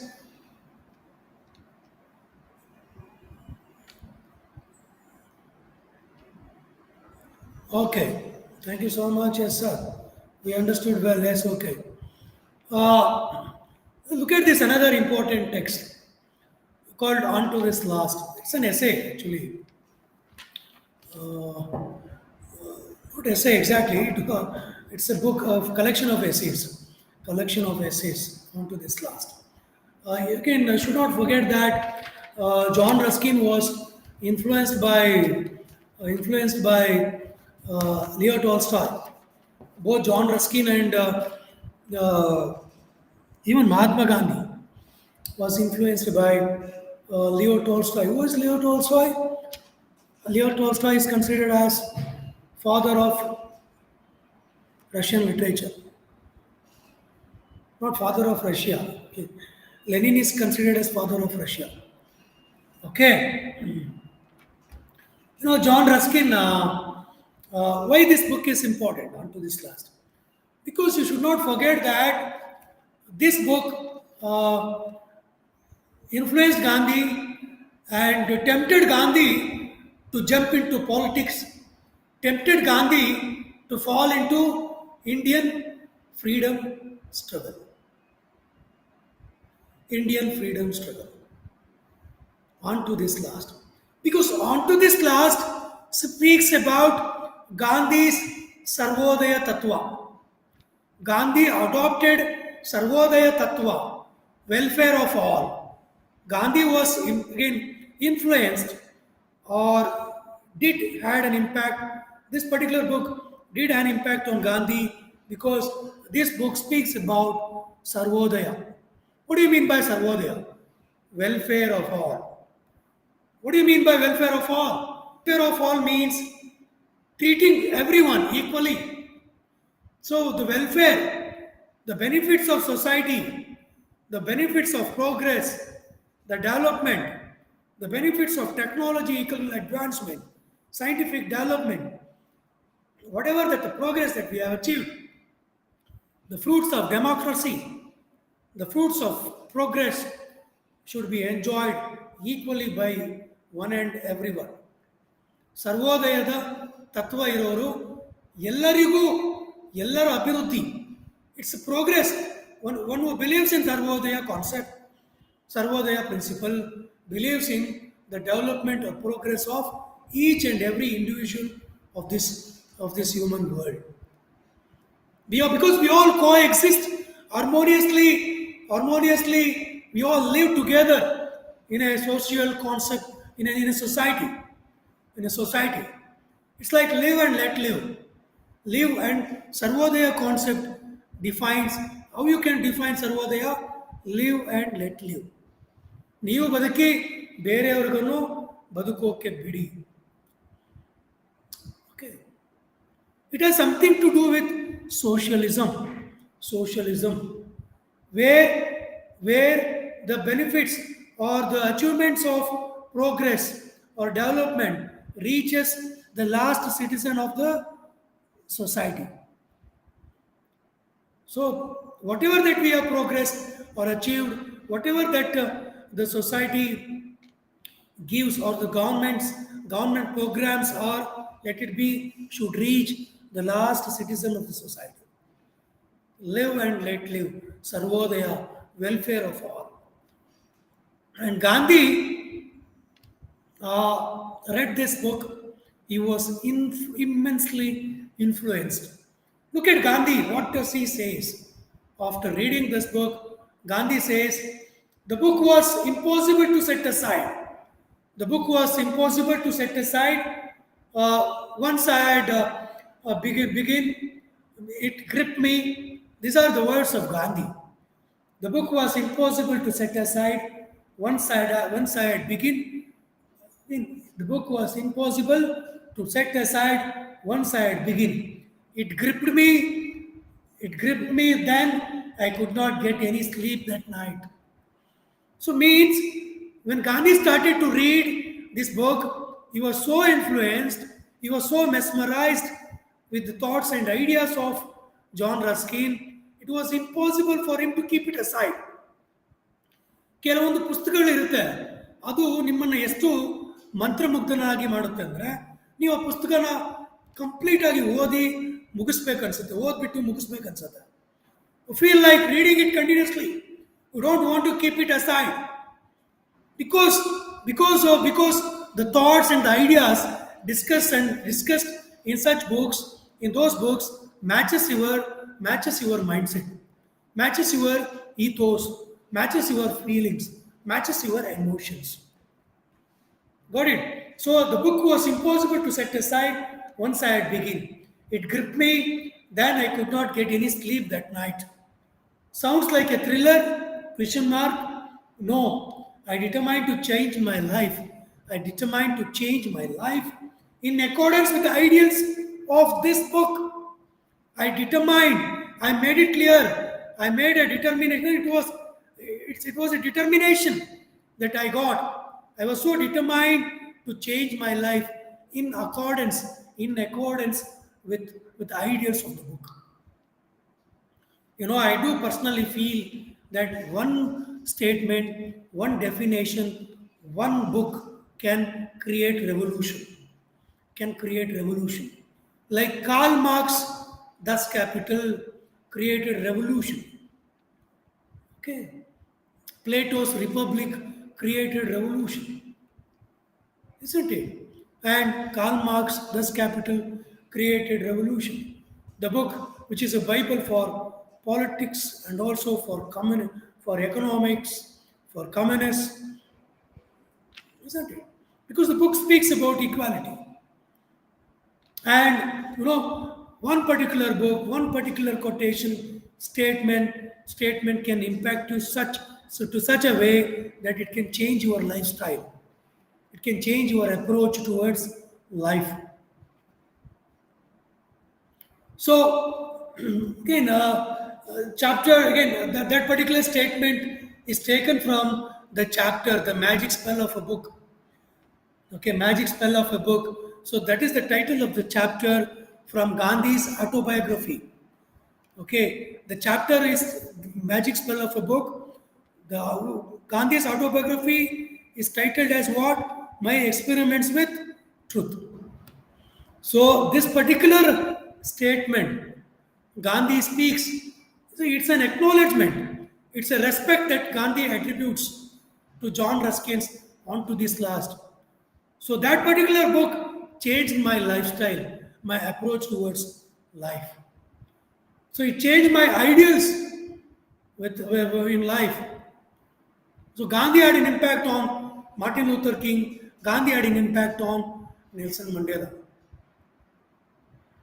So, we'll see there. We'll see to that. So this particular quotation I have picked from the chapter titled "The Magic Spell of a Book" from the book autobiography, from the book titled Autobiography of Gandhi. That is my experiments with truth, which is called as Gandhi's autobiography.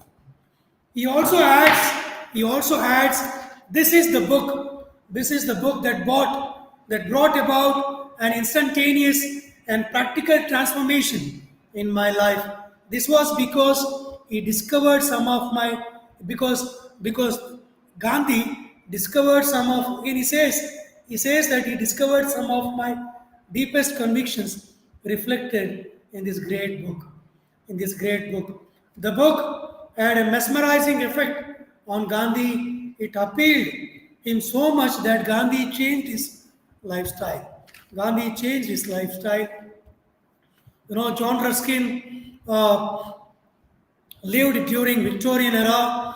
So he was born in 1819 and died in the year 1900. 1819 to 1800. Sorry, 1900. So for almost 81 years he lived. So what was his again occupation?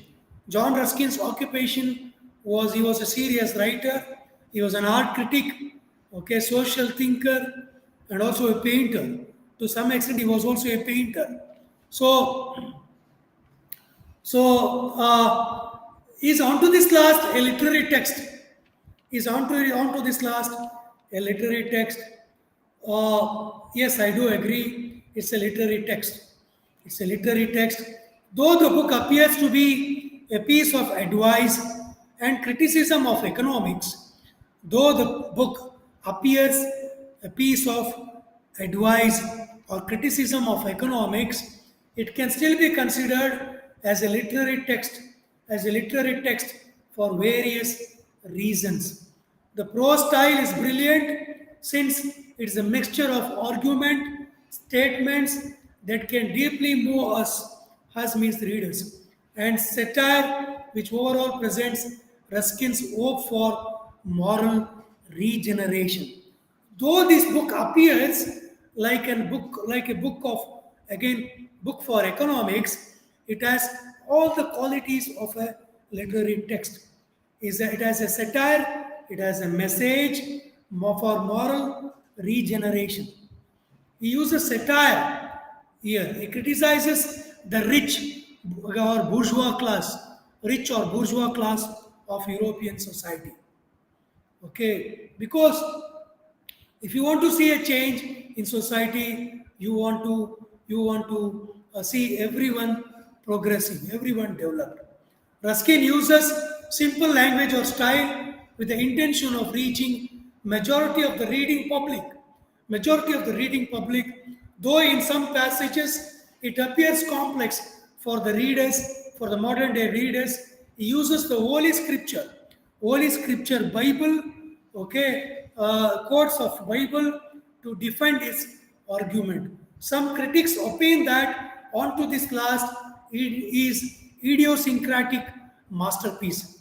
So they call it as idiosyncratic masterpiece. So what do you say in what Ruskin wants in this book? So he demands and expects the elite business class to improve the conditions of lower class out of morality, moral responsibility. So he expects the rich class, people like Adani and Ambani, to involve in philanthropic activities. What do you mean by philanthropic? PH PHILONTHRONPIC. Philanthropic activity means dana dharma model. Like Warren Buffett. Warren Buffett donated 99% of his property to charity. He donated. He gave it to the NGOs. Bill Gates has got Belinda Gates Foundation. So, in the same way, Ruskin during those days expected the bourgeois class or the rich community to share their wealth or property with the rich, with the poor people, poor people. So, what Ruskin wants in this book. He demands and expects the elite business class or business community, rich community, to improve the conditions of lower classes out of moral responsibility. Out of moral responsibility. You and me have got moral responsibility. That is the reason why Gandhi adopted Swadeshi concept. He adopted Swadeshi concept in his life. Okay, he gave up Western clothing. He gave up his property. He shared his property with poor people. Gandhi, he had made some property. Property he had inherited from his ancestors were also distributed. Because Gandhi believed in the tattvas, philosophy advocated by Ruskin in this book. Okay, so he proposes government intervention in educating, vocational training, educating and vocationally training people. He wants governments to give free education.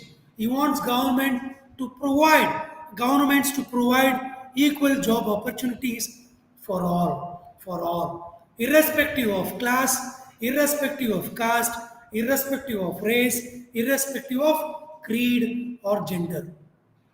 So, at the same time, Ruskin was for employment security than the day labor for which he expected the working class community to accept the rate of pay fixed for the work.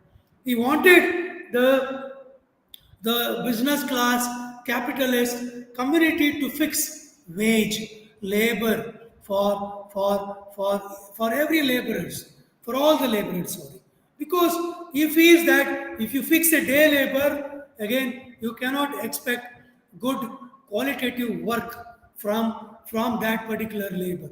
You fix a salary, monthly salary, and expect quality work from the laborers.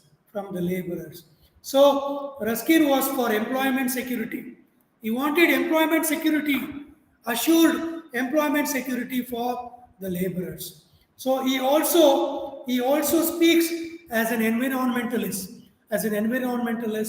and throws light on the urgent need of presenting the nature, preserving the nature and resources. So he is considered as the first environmentalist. John Ruskin is considered as the first environmentalist. because he speaks about the problems of industrialization, the problems of destruction caused on the nature. He speaks about preserving nature in this particular book. He also speaks about, he demanded the political economists to focus much on the well-being of the lower class. So, as Gandhi emphasized, the teachings of this book, how it had impact on this on his life. So, Gandhi summarizes the impact of this book on his life with three important points. What are those three important points? One is the good of the individual is contained. The good of the individual is contained in the good of all. In the good of all. At the same time, means ನಾವು we should not be selfish. ನಾವು ಸ್ವಾರ್ಥಿಗಳಾಗಿ ಬದುಕೋದ್ರಲ್ಲಿ ಅರ್ಥ ಇಲ್ಲ ಅಂತ. So we should not think of leading A life, A selfish life. So what ever that is bestowed to you by inheritance or by hard work, whatever that the property or the money that you earn, should also make sure that, again, it is there in Islam, particularly during the month of Ramzan, that there is this, uh, in Quran they say that you should share one third of your earning in the month of Ramzan to the lower class, poor community people. One third of your earning. If you are earning 30,000 rupees salary in a month, you should spend 10 months for charity. Sorry, 10,000 rupees for charity. That is what Islam says. So one third of your earning should be shared with the poor community of the lower class people. That is what Islam says. So in every religion, it is there. It is very much there that Sarvodaya ಎಲ್ಲ ಸರ್ವಜನರ ಉದ್ಧಾರ, ಸರ್ವಜನರ ಏಳಿಗೆ ಎಲ್ಲ ಧರ್ಮದಲ್ಲೂ ಇದೆ. But we fail to adapt it, isn't it? So a lawyer's work has the same value as the barber's work. So ನೀವು cutting ಮಾಡಿಸ್ಕೊಳ್ಳೋ barber ಕೆಲಸ ಎಷ್ಟು ಮಹತ್ವನೋ, ಲಾಯರ್ ಕೆಲಸನೂ ಅಷ್ಟೇ ಮಹತ್ವ. ಸೊ ಪ್ರತಿಯೊಂದು ಕೆಲಸಕ್ಕೂ, ವೃತ್ತಿಗೂ ಅದರದೇ ಆದಂತಹ ಮಹತ್ವ ಇದೆ, ಗೌರವ ಇದೆ, ವೃತ್ತಿ ಗೌರವ ಇದೆ. ಚಪ್ಪಲಿ ಹೊಲಿಯೋನು ಕಾಬ್ಲರ್ನ ಚಪ್ಪಲಿ ಹೊಲಿತಾನೆ ಅಂತ ಯು ಕೆನಾಟ್ ಇಲ್ treat him. Okay, each and every profession that you see, people involved in different professions that you see in society has got its own honor, respect. Okay, you should be conscious of treating every individual, let it be of different professions, equally. Nobody is above, nobody is below, because each and everyone, I do believe you, again, most of the readers who have read Kannada literature are aware of Kuvempu's Jalagara. Kuvempu's Jalagara, where he speaks, where he considers Jalagara a sweeper, a man from sweeping community, one who sweeps and cleans the latrines, the streets, as equivalent to someone who worships God in the temples, in the churches, in the masjids. So, in a way, through his work, he is worshipping. Work is worship. That is what Leo Tolstoy said. Kayakave Kailasa. That is what our own Basavanna said. Isn't it? So, Kuvempu, in his book called Jalagara, speaks about a man from lower class sweeping community is sweeping work is equivalent to worshipping God. ದೇವರ ಸೇವೆ ಮಾಡಿದ ಹಾಗೆ ಅಂತ ಅದು. So means every job, every profession that you see in the society has got its own respect and honor. Nothing is above and nothing is lower.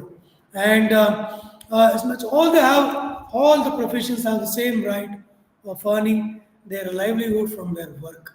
A life of labor, the life of tillers of the soil and the handicrafts is the life of worth living.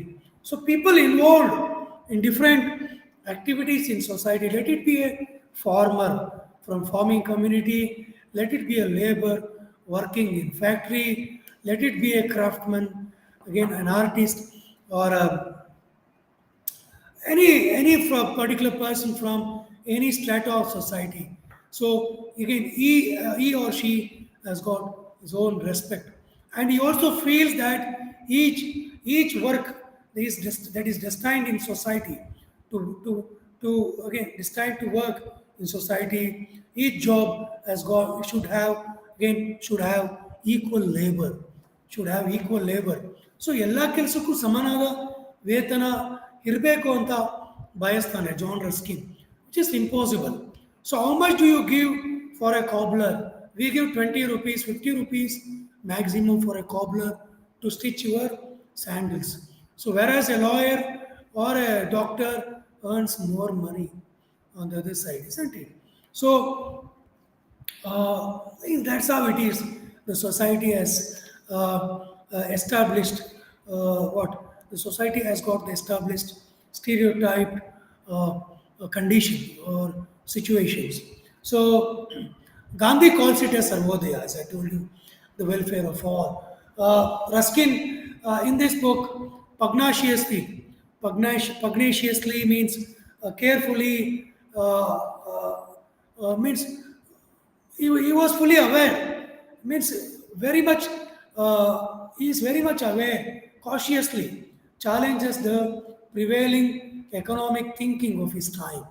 So the orthodox during his days supported laissez-faire capitalism and represented human beings motivated only by the desire for financial gain.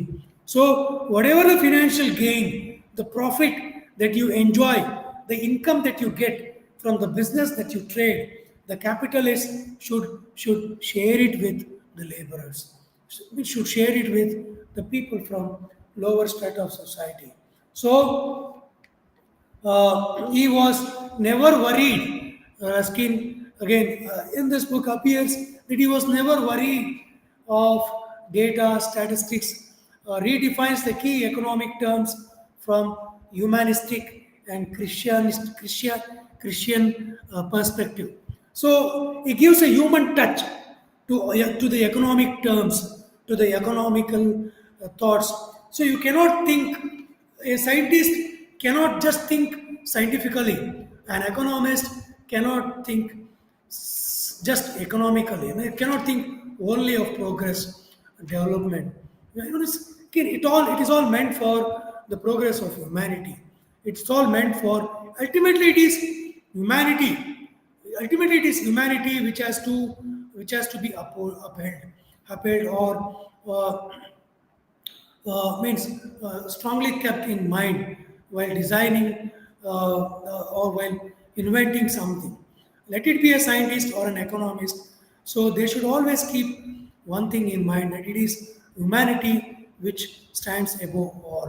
So again, it gives a human or a Christian touch to all the features of prospects, or sorry, or the principles of economics. You know, both you can connect John Ruskin with Mill, because they all, both of them fall into the same era. So with these key issues, I sum up John Ruskin's onto this last. I hope you understood what exactly he wanted to convey, what exactly he wanted to make you understand. So, so that's all about John Ruskin's onto this last.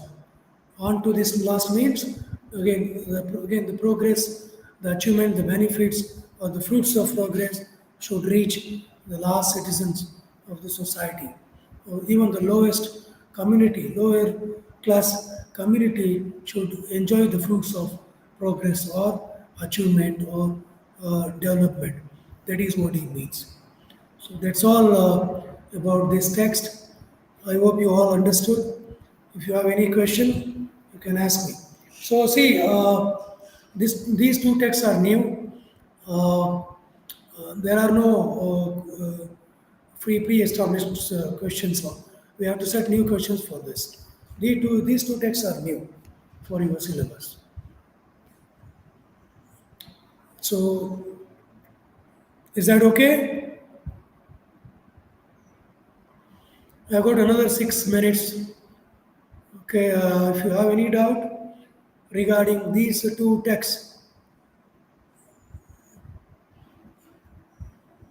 in the next class I'll be dealing with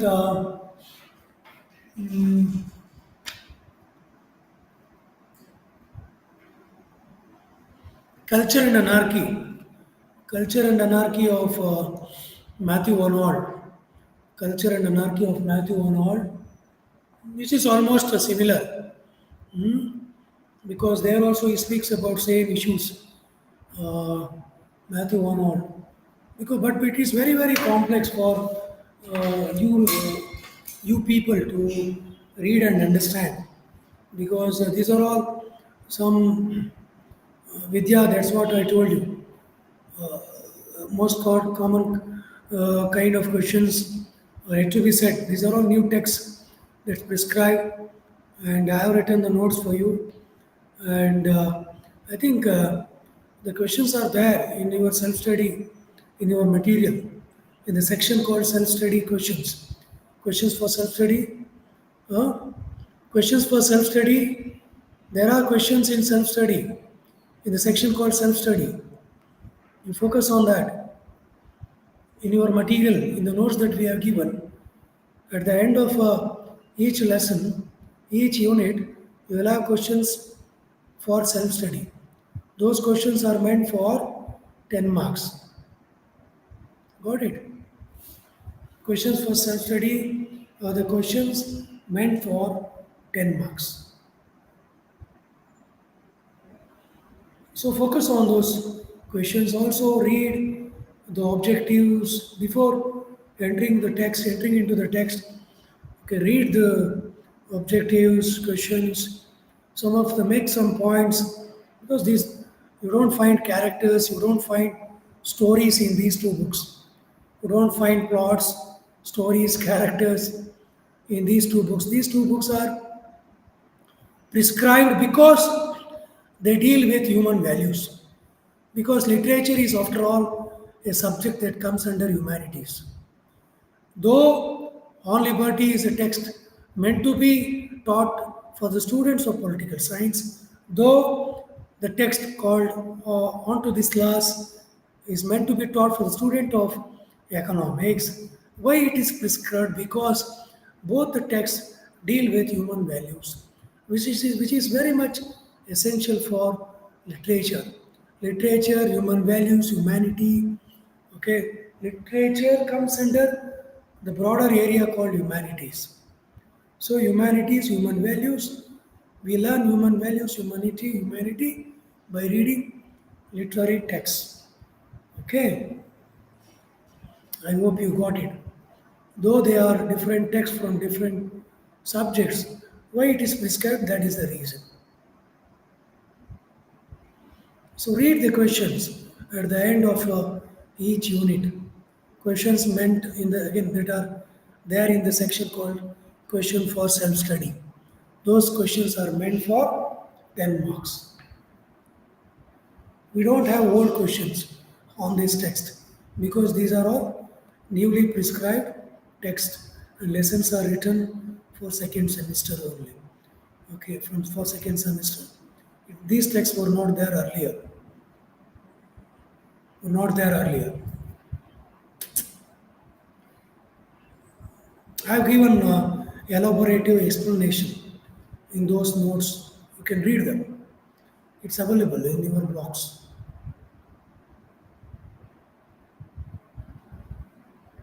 It is there.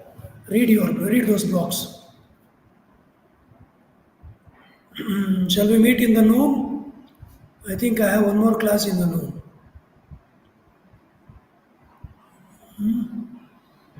If not culture and anarchy, let me see. I'll teach Ayavadana of Girish Karnad.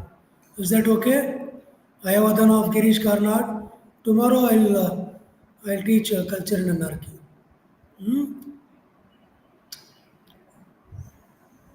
If such is the case, it's fine, well and good. So we'll meet you again in the noon. Thank you, one and all. I think I have your class at 2 p.m. once again. So if you have any doubt, you can call me, you can drop a message in WhatsApp. My number is very much there. Okay, uh, in the in the website.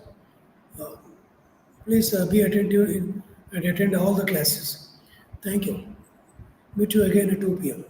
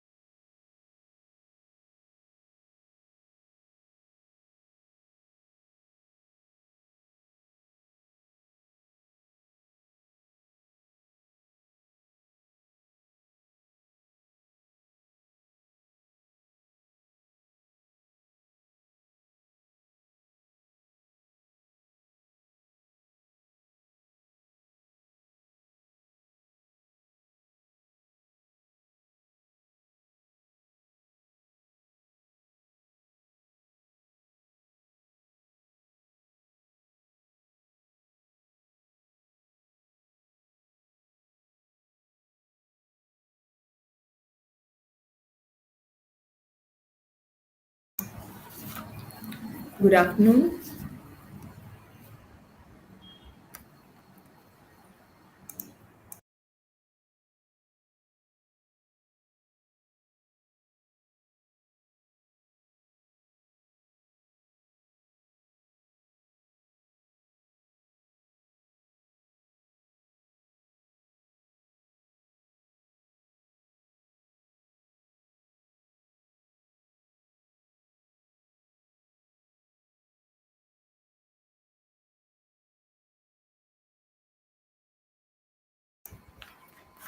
Good afternoon. Good afternoon, everyone. In this session, I'm going to talk about Jane Austen's Emma, which appears in Hardcore 2.2, Block 3. And also, I also talk about Middle March by George Eliot, which is in Block 4. Hope you understood what I told you just now. Hardcore 2.2 and block 4 middle march, and I start my lesson my session with George Eliot's middle march. And to know about George Eliot, and she was a contemporary of Charles Dickens and Thackeray, and whom every student of literature and every reader of literature should read, because if the novel was humanitarian in the hands of Charles Dickens, and she was a contemporary of Dickens and Thackeray, and satiric in the hands of Thackeray. It became moral and philosophical in the hands of George Eliot. And by listening or by reading George Eliot, you may think that it may be a male writer, but no, actually, her name was Mary Ann Evans, because those century it was not permitted for a woman to write a novel and publish a novel. She took this pen name as George Eliot. So, as Dickens' world was that of the London streets, because just Dickens wants to portray the life of London streets and how child labor was taking place and how children were exploited and how people were exploited during that era of industrialization, right? And Thackeray, he wanted to portray the life of the clubs and drawing rooms, but whereas Eliot, she wanted to portray the old-fashioned provincial life with which she had been familiar during her childhood or during her girlhood, I can say.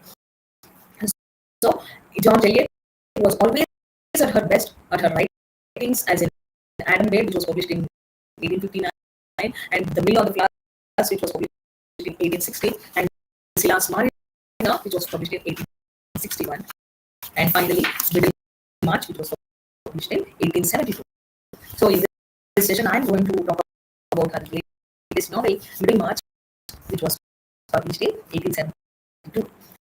So, in her literary works, George Eliot kept close to the scenes and types of the character she had early known and enjoyed and loved, and with whom the characters she had a very personal experience. So, in this respect, she resembles Jane Austen. You know Jane Austen, right? And because Jane Austen novel also I'm going to talk about now in the same session. So, her novel settings are normally limited to the Midland village and countryside, but there is a vital difference between these two great novelists of English literature. Though she resembles Jane Austen, but Eliot's writing is completely different from Jane Austen. And what do you know about the structure of the novel? Maybe you may be thorough with, or you might have read George Eliot, Middlemarch. And again, do you have same problem?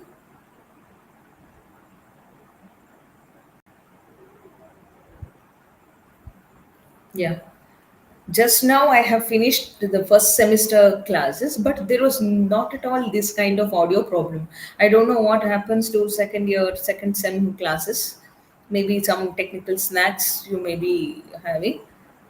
Yeah, don't worry, our lectures will be recorded and you can able to watch in YouTube. Okay. Yeah, let me move on to Middlemarch, what I was talking about, the structure of the novel. And so this novel was initially split into 8 parts, published in installment over the period of 1 year between 1871 and 1872. The novel had 4 volumes of 86 chapters. So when it was initially published, it had 4 volumes of 86 chapters. It is a very lengthy novel. The plot runs over 2 years and ends in 1830. Okay, because this novel goes back to 1829, though it was published in 1871, and which was closely before the reform of Parliament and before the passing of Reform Bill of Parliament, which is separately mentioned throughout the novel. And the novel first introduces Dorothea Brooke, a very beautiful and very engaging character throughout the novel, and her family, and tells the story of her courtship and marriage to Cosmo. Okay, and she narrates the story to her friend Cosmo, and this is what the novel speaks throughout the novel. We could be able to find. And in chapter 11, we have Lydgate and Rosamond entering into the novel. Later, the novel unfolds Dorothea and Cosmo's unhappy marriages in parallel with the story of Lydgate and Rosamond. Hope you are following what I'm talking about. And this novel, it has a dual story of two duo couples. One is on the first hand, we have about Dorothy Brooke and husband's story or marriage, and on the other hand, we have Lead Kate and Rosamund story. And along with these two main stories, George Eliot creates a larger number of characters like Jane Austen or even Hardy. Okay, because these, though there are minor characters, they also play an active role in the novel. Eliot portrays a complex picture of moral quandaries, social pettiness, imperfection of life by introducing multiple perspectives. The omniscient narrator of the novel reflects the characters' thoughts and feelings, but also comments sometimes literally on their actions and thought processes. So, the technique of omniscient narration gives a running commentary to its readers, and which also suggests that some kind of guidance is needed for the readers by its own author to appreciate and understand the characters and their purposes completely. And it's a very, though it's a bulky novel, it's very interesting and it is loaded with so many values of life and moral themes. So the sentence structure of the novel is also quite complex. Because sometimes we have confusing network of sub clauses which may test modern readers' patience. Sometimes in order to read this bulky novel, one should have patience, little patience. Right? And finally, Middlemarch can be called as a realistic novel. What do you mean by realistic novel? A novel which portrays the realities or real experiences of characters, not coloring them or not hiding any anything, any controversies or any hurdles and any important things which took place in the period where the writer lived. Okay, so it has received, in spite of many criticism, it has received by the critics as they had thought that this realism is too broad in its definition to be suitable. So the formal structure of George Eliot's novels was expositions of determinism and her characters bearing their destiny within them in their master tendency of their appetites and will. And this is what the George Eliot novels talk about. So the setting of the novel, you know the setting of the novel, where exactly the novel sets, and which province or which region the novelist or the writer wanted to portray. So Middlemarch is considered as Eliot's most important and one of the pivotal contributions to English realism. So, realistic. If somebody can ask you, if somebody asks that, oh, can you please give me the best example for realistic fiction, you can name it. And that's why the critics are under the opinion that Middlemarch is the best example for English realistic fiction. Okay, the story sets few years before the United Kingdom's Parliamentary Reform Act of 1832, that is the early 19th century. Middlemarch was patterned on the English town of Coventry, where George Eliot lived with her father after the death of her mother. So George Eliot's influential novel Middlemarch is, according to its subtitle, talks about a study of provincial life. Okay. Earlier, actually, even the Middlemarch, its subtitle, it says that study of provincial life. And if you buy this book, you can able to find it on the very cover page itself. So at its center, a beautiful and inquisitive Dorothy Brooke and the ambitious young doctor Tertius Lydgate, and who both have to abandon their idealist views when faced with the reality of everyday life. And this novel, through this novel, the novelist portrays and projects that even how even our everyday life experiences change our thinking mode, and even sometimes it may also change our views, ideals or ideology. That's why here we have very strong and powerful characters. One is Dr. Brooke and another is young Dr. Tertius Lydia. Both of them have to abandon their values or ideology because has uh, their life have taught them the best uh, models or best education or best teaching where they were not able to get it. And in the novel, we have a depiction of a small city life in the 1830s with its social tribulations such as inequalities, class system, and social restrictions in microscopic detail. And whereas George Eliot beautifully portrays even the minor characters, letting the reader into their thoughts and struggles that once you go through it, even a small minor character also plays a very powerful role.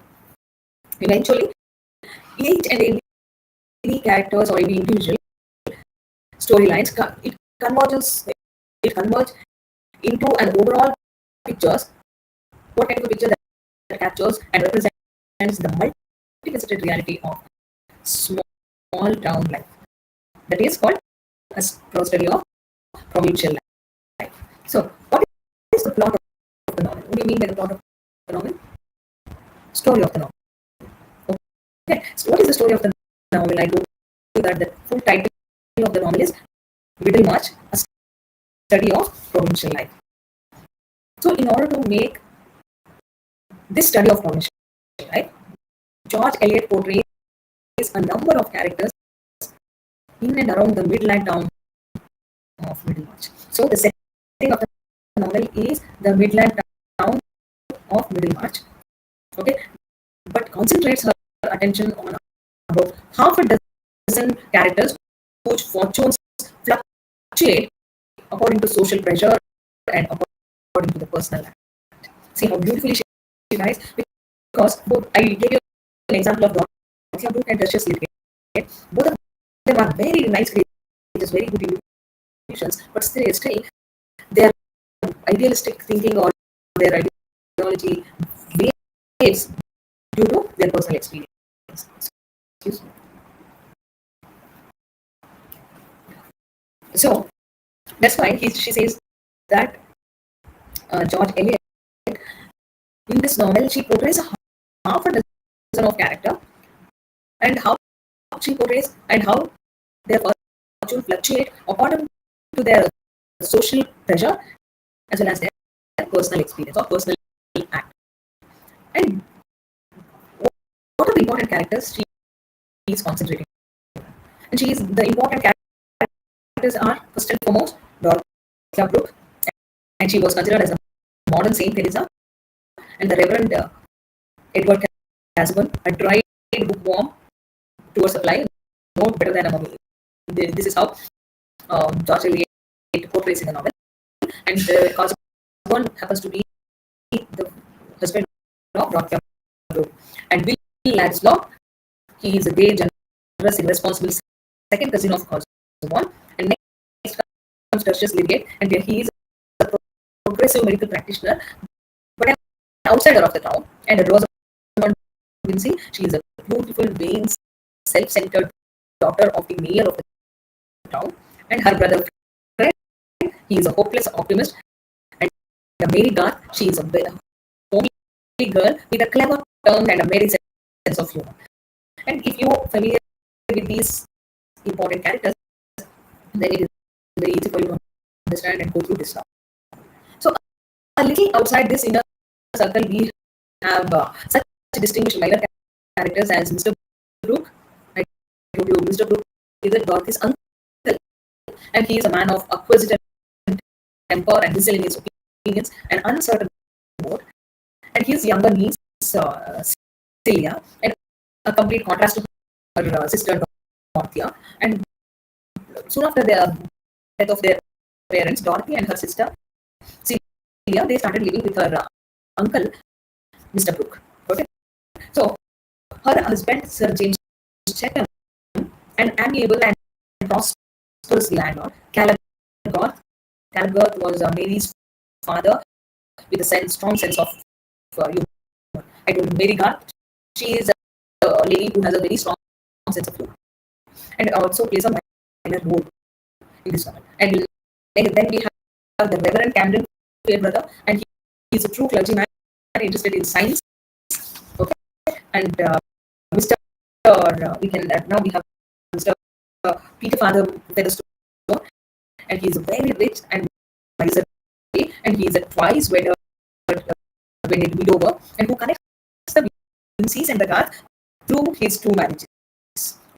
Mr. Peter Featherstone, he connects both to Garth's as well as Garth family as well as Vincey's family. And Mr. Nicholas Burnstone, he is the banker who is typical of the new rich with his marked piety and acts of charity, trying to cover his shady past because he had a dark history, shady history. So there are other minor characters who also plays a very significant role by seeking our sympathy, empathy, or attention towards them, and even make us feel a kind of life that was going on in that region from 1829 to 1832. I told you the novel sets within this period, so that's why Middle March, the novel is not only about Dorothy and Casaubon and Lydia and other minor characters, but it is also about provincial English society on the eve of Reform Bill of 1832. And the movement of history surrounds the characters and impinges on their desires, often in odd or in oblique or unrealized ways. So this is how we have to understood this novel. And basically, as I told you that basically this novel deals with Dorothea Brooke. Okay, in true feminine fashion, George Eliot weaves the novel around three young ladies of different natures and of different social standing, even in the limited society of the provincial town of the Middle March. So Dorothea Brooke is, of course, the most important, impressive character in the novel, and she is considered as the modern Saint Teresa, I told you, and whose order altered between a vague ideal and the common yearning of womanhood, so that one was disapproved as extravagance and the other condemned as a lapse. And she is a signet that is rare uneasily among the ducking in the brown pond and never finds the living stream in fellowship with its own orally fruited kind. And this is how George Eliot portrays this character and started reading her novel. And we can also find that Dorothy is quoted by two men. One is a middle-aged clergyman, Edward Casaubon, and a young Tory landlord, and who is Sir James Chatham. And she prefers the Edward Casaubon to the latter because she has some very childlike views about marriage with little idea of the physical or emotional relationships involved. And the father figure of the middle-aged clergyman does trick. Who? The clergyman Edward Casaubon. And he does a trick. What kind of a trick is that? When she visits his home, even before the marriage, she meets there Bill Ladislau. Bill Ladislau, who is the nephew of Casaubon, and he is a penniless second. He's a cousin of Casaubon, and he is also a young man of Bohemian disposition who doesn't seem to approve of their marriage at all. So, however, the marriage does come off, and Sir James Chatham makes no secret of his disapproval of this blooming, breathing beauty marrying a home, because she is just blossoming as a very colorful, very beautiful woman, whereas she wanted to marry the old middle-aged clergyman Casaubon. And why this question remains till the end of the novel? What makes her to marry that middle-aged fellow? And this is what questions, who questions this? Sir James Chatham, young landlord, very rich. And on the advice of the local matchmaker, Mrs. Cadwallader, a comic character, in her own right, he changes over from Dorothea to her sister Celia. And when Dorothy doesn't approve to marry or doesn't agree to marry Sir James Chatham, and he openly proposes Celia, and he gives a proposal of marrying her daughter, her sister, young sister Celia, and wins her, and the lives happy, and they both of them they live happily ever after.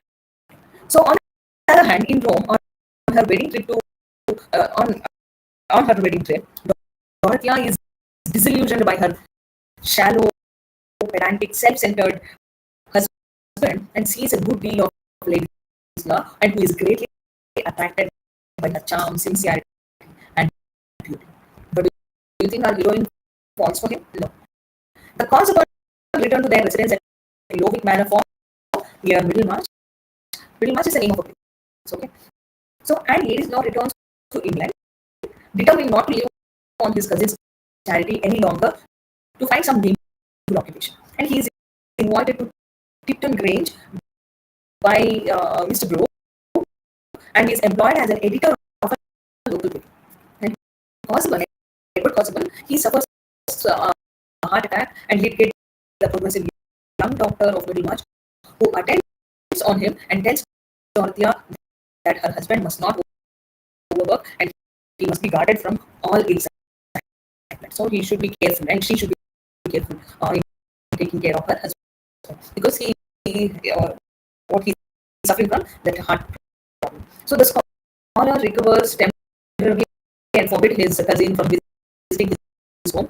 Dorothea becomes progressively disillusioned with her marriage by the discovery that her husband's scholastic efforts are very sterile.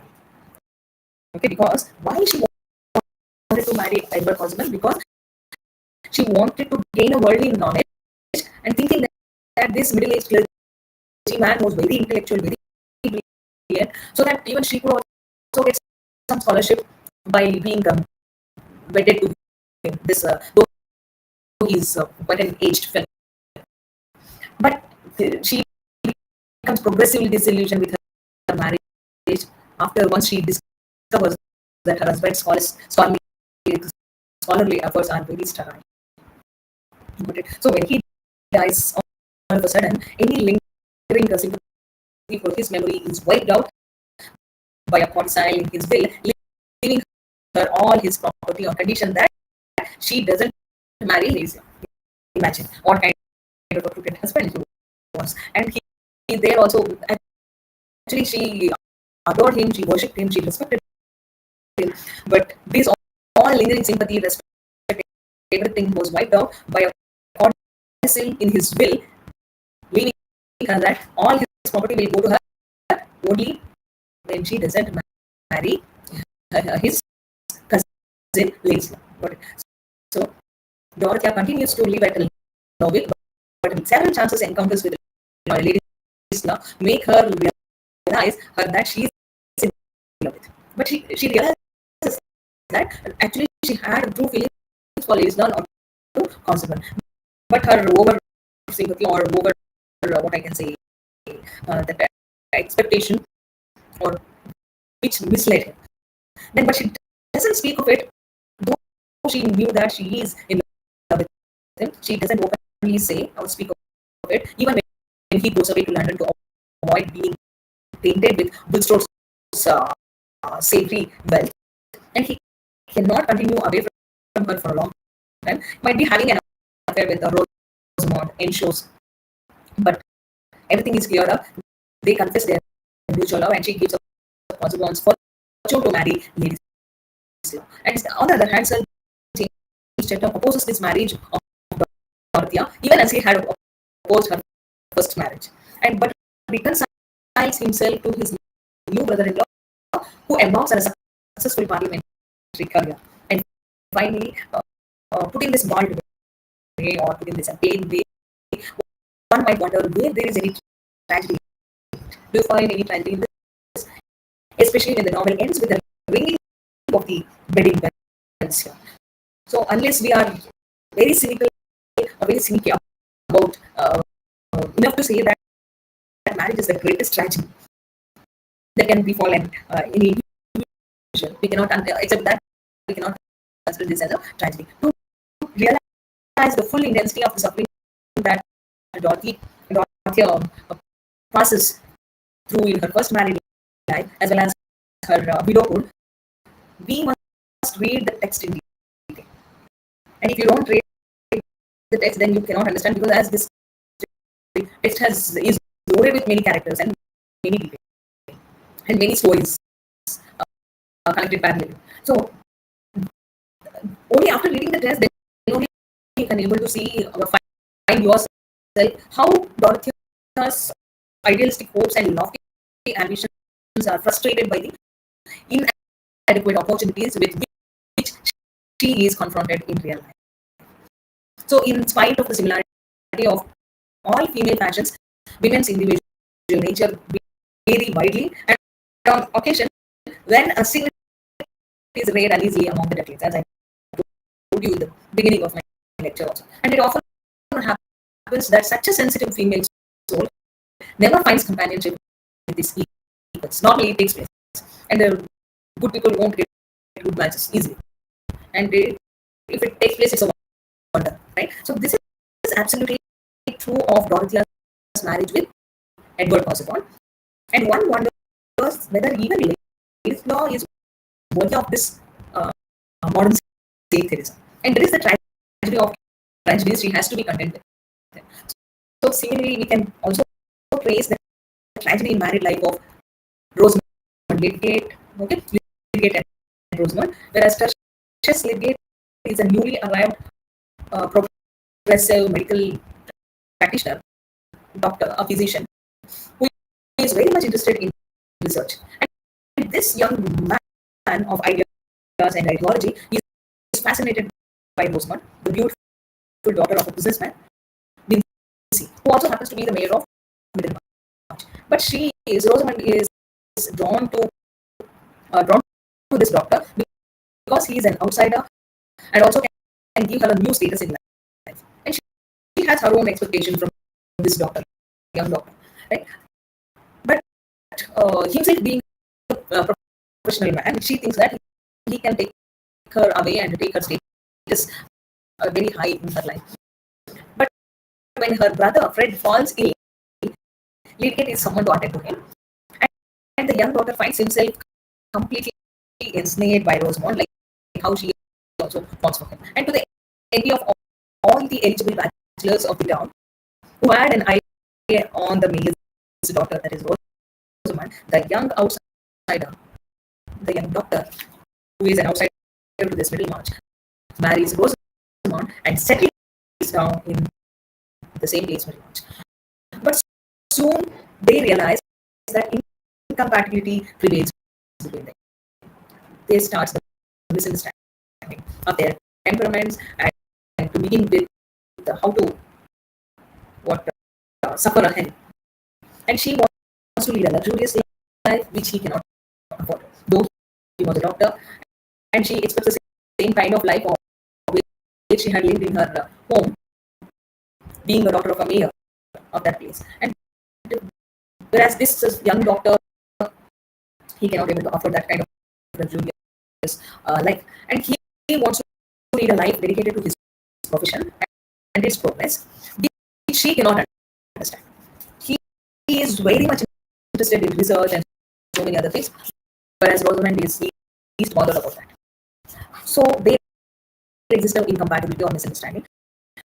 But they carry on first with the help of Bulstrode and then with the help of Dorothea.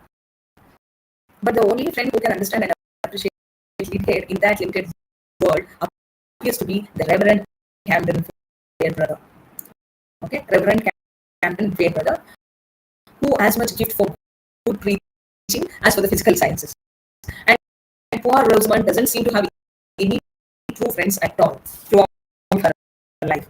And there is not much tragedy in the love story of Fred and Mary. See, here in this novel, we have stories of Dorothea and Cosman, then Lydgate and Rosamond, and then Fred and Mary.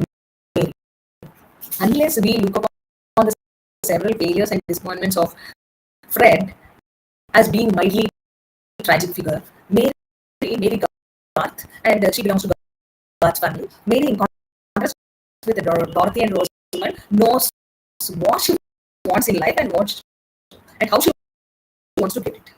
Okay, so she is prepared to wait for the Fred till he can stand on his own legs and marries her, and in preference to fair brother who might have given her a better. But it must be noted in fairness to fair brother that though he loves Mary, he gives her up to Fred, whom she loves more. And Fred is aware of this great sacrifice and acknowledges it handsomely, even before Mary, who rallies around that fair brother knew that that especially Fred needed her more than he needed her. So, where would you be without me? This is the sayings of her. Where would you be without me? Could either of them, Dorothy or Rosamund, have this satisfaction in marriage which poor Mary has? So this is about what we readers we pity Mary sometimes. And happiness is after all a mental state and cannot be equated with status or silver or blood or bank account, right? Then you cannot, though you have plenty of money in your bank account, you cannot buy a happiness or a good health, right? So hence, by tracing these three love stories in this novel, which run almost parallel to one another, where many characters have not been even touched upon, only we readers we can able to find it. So there are quite a few wise critics who say that George Eliot could have easily trimmed her novel and made it more compact by dropping a number of those characters and incidents in which they make their appearances.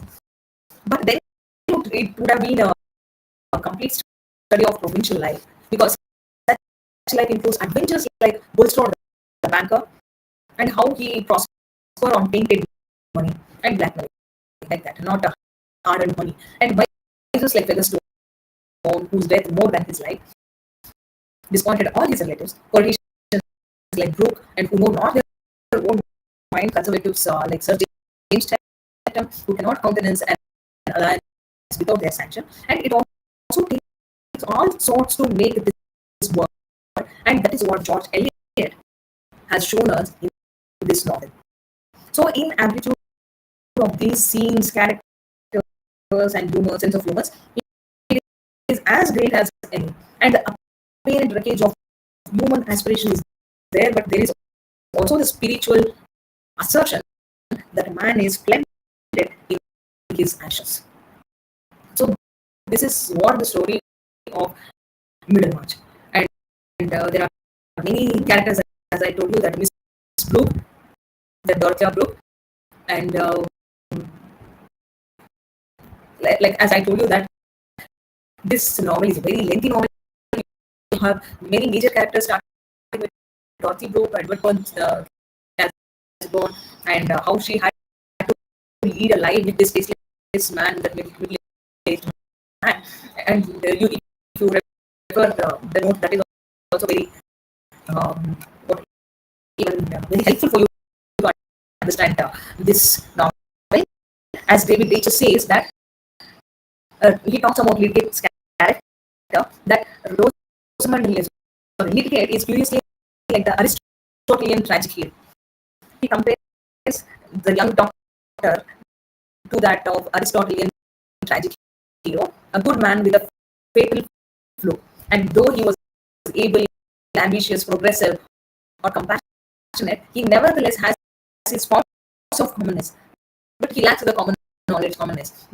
The novelist herself tells us that Lydgate's faults of commonness lay in the complexion of his prejudices, which, in spite of noble intention and sympathy, were half of them such as are found in ordinary men of the world. And that distinction of mind which belonged to his intellectual order did not penetrate his feeling and judgment about furniture or women. He doesn't differentiate between his love of furniture or women, or the desirability of its being known without his telling that he was better born than any other country surgeon. And this is how David Pages talks about Lydgate, who happens to be the doctor. And there are many other characters, as I told you, to pop on only when you visit, when you read the text, then only you can able to understand. And hope I gave you the introduction or the summary in a nutshell form, and I have given justice to my work. And regarding what there are many characters, as I told you, the Garth family and the Vinci's family. I told you two important families we have here, and where the whole story was around. Not only about these families, even across these families. And how can you consider Middlemarch as a satire? Because this novel talks about the provincial life. How can you consider it as a satire? Because if the prelude itself, teaching reality, the preface, it strikes the keynote of the novel that we are asked to remember. Right? We are asked to remember the child is adventure of Saint Teresa setting out to seek martyrdom in the country of the monks. So here, who is called as Saint Teresa, the modern Saint Teresa, Dorothea. So Dorothea's passionate ideal nature demanded an epic life, and some object which would reconcile self-despair with the rapturous consciousness of life beyond the self. So that's why she ultimately found her epics in the reform of a religious order. So there are later born Theresas who had no epic life, with a constant unfolding of far resonant action. So Dorothea's danger is also that she lives in a society where there is no particular demand for these kinds of the same Theresas, but still she attracts us by her perfect straightforwardness and simplicity, though we are afraid that she has even a slight touch of stupidity.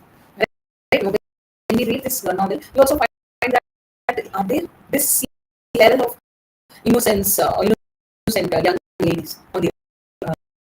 Okay, because sometimes she has vague religious aspirations, looks down upon the excellent country gentleman like Sir James Chetter. And we all know that when she got a proposal from this guy, and actually he wanted to marry her, but her vague religion, because of her vague religious aspiration, she had to choose who, that middle-aged clergyman, Edward Constable. But do you think she really enjoyed, or at least she really lived her married life peacefully? No. And finally, she knows that this is a disillusioned married life, right? And the bookstore episode is also very important. You have to concentrate on, and that's all about middle March. And let me move on to.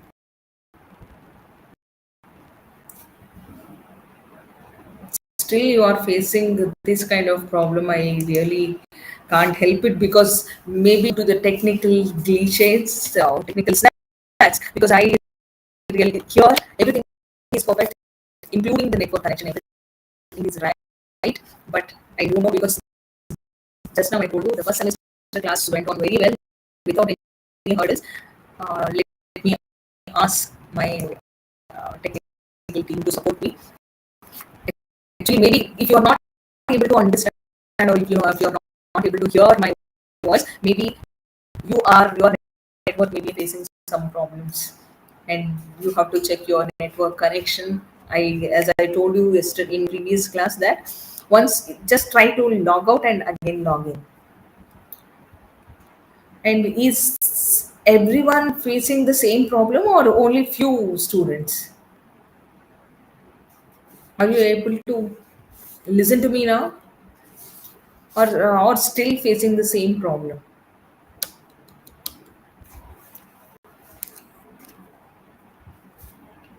Yeah, let me continue with another important novel by Jane Austen, that is Emma. Emma is a fourth novel by Jane Austen, published in 3 volumes in 1850. This novel sets in Highbury, England, in the early 19th century. The novel centers on Emma Woodhouse, a precocious young woman whose misplaced confidence in her matchmaking abilities occasions several romantic misadventures. And what is the summary, or what is the story of this plot of this novel? And this novel is written by Jane Austen, a very well established, very well known writer. And Emma's introduction of the character Emma Woodhouse is among the most famous in the history of English fiction. And according to the narrator, she says Emma Woodhouse, handsome, clever, and rich, with a comfortable home and happy disposition, seemed to unite some of the best blessings of existence, and had lived nearly 21 years in the world with very little to distress or vex her. This is how the author, the novelist, introduced the main character in the novel. So the force of the verb seen is pointed here. So Emma is indeed beautiful, wealthy, and smart. But however, she is also little spoiled, slightly spoiled, meddlesome, and self-deluded young lady of Highbury village. So although she is convinced that she will never marry, Emma believes that she is an excellent matchmaker. Emma wanted to become an excellent matchmaker, and she tells her father and her dear friend Mr. Knightley that she practically arranged the recent marriage between her former governess, Miss Taylor, and the widower, Mr. West. And she did, after all, introduce them after such a success. Emma is determined to make another match. This time, she has set her sights on the village vicar, who is that Mr. Elton. And both Emma's father and Mr. Knightley, Emma's father was Mr. Hudson, okay, and Mr. Knightley cautioned her against this matchmaking and this interfering, but they ultimately failed to dissuade her, and nobody was there to stop her. And shortly thereafter, Emma befriends Harriet Smith, a 17-year-old student. Uh, Especially Harriet Smith, she was an orphan who lives in the same village, and she is studying at a local boarding school. Her parents is unknown to anyone, because nobody knows who were her parents, and that's why she was studying in a local boarding school. And she is the natural daughter of somebody. This is how Jane Austen portrays this character in the novel. And she is the natural daughter of somebody who many years ago placed her in the care of school's headmistress and Mrs.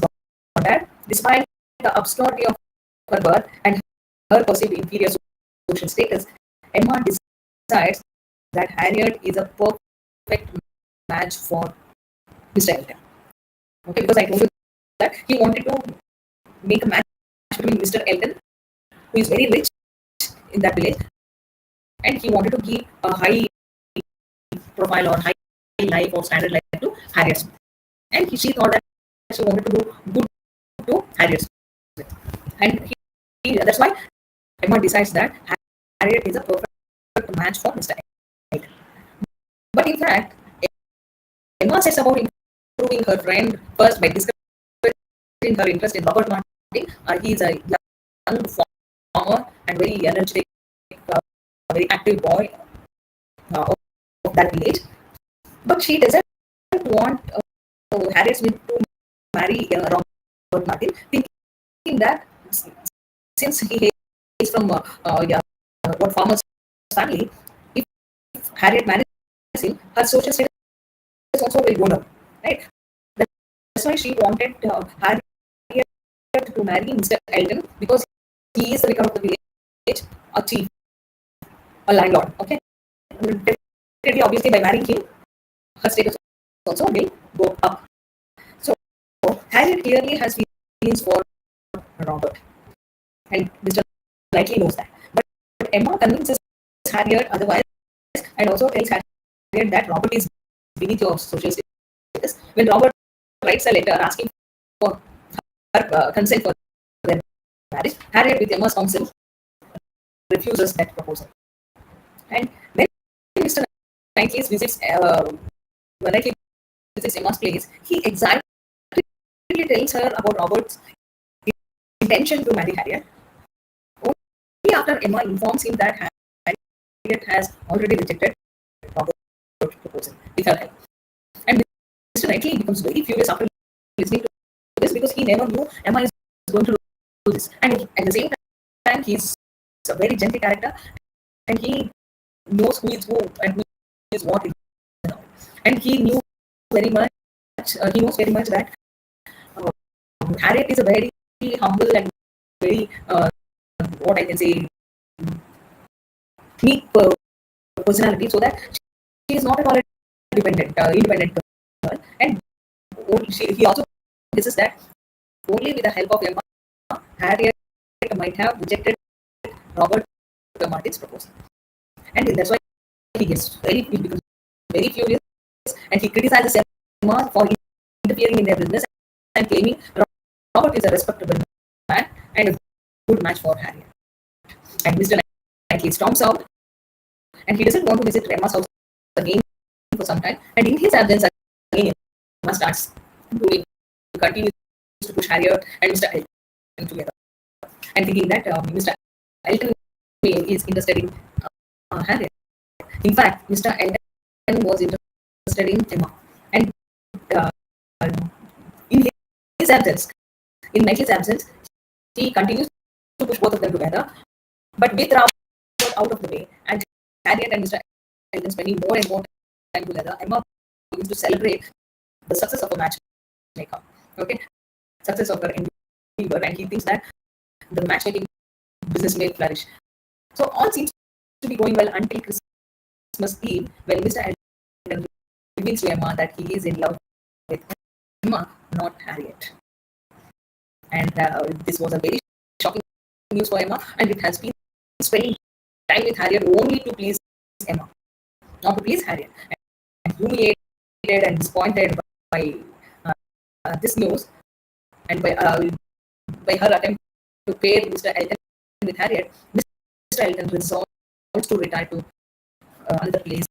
So he just leaves for the place called Bath, and Emma is forced to tell Harriet about Mr. Elton and spends the next several days consoling Harriet. And because it was a kind of humiliation for them, right? So, meanwhile, the new two visitors arrive in Highbury Village, that is Jane Fairfax, the beautiful orphaned niece of Emma's neighbor, Miss Bates, and Frank Churchill, the dashing young son of Mr. Weston. Initially, Emma dislikes Jane Fairfax because she condemns her for being too cold and too cautious. Too cold means expressionless. Because when she sees Jane Fairfax for the first time, she feels that as though some new competitor or a rivalry for her matchmaking business is arriving on the village.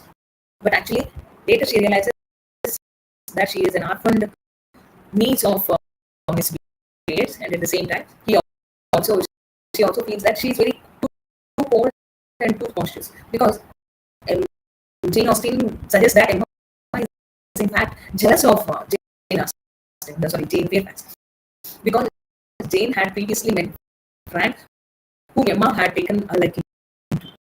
Mr. Knightley defends Jane Fairfax, reminding Emma that whereas she is privileged, and because Jane Fairfax has no fortune and must soon need to work as a governess. And Mrs. Weston suspects that Mr. Knightley harbors some romantic feelings for Jane Fairfax, and Emma adamantly denies this. And because only when Mr. Knightley started praising Jane Fairfax, Mrs. Weston feels like that maybe he's having true feelings for Jane Fairfax. And later we get a twist in the novel.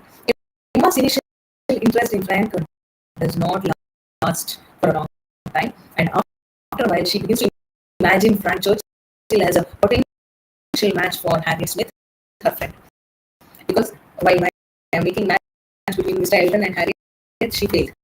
And now again she started making match between Frank Churchill and this one, Harriet Smith. And when Harriet confesses her love for a man of a higher social status, Emma assumes that she means Frank.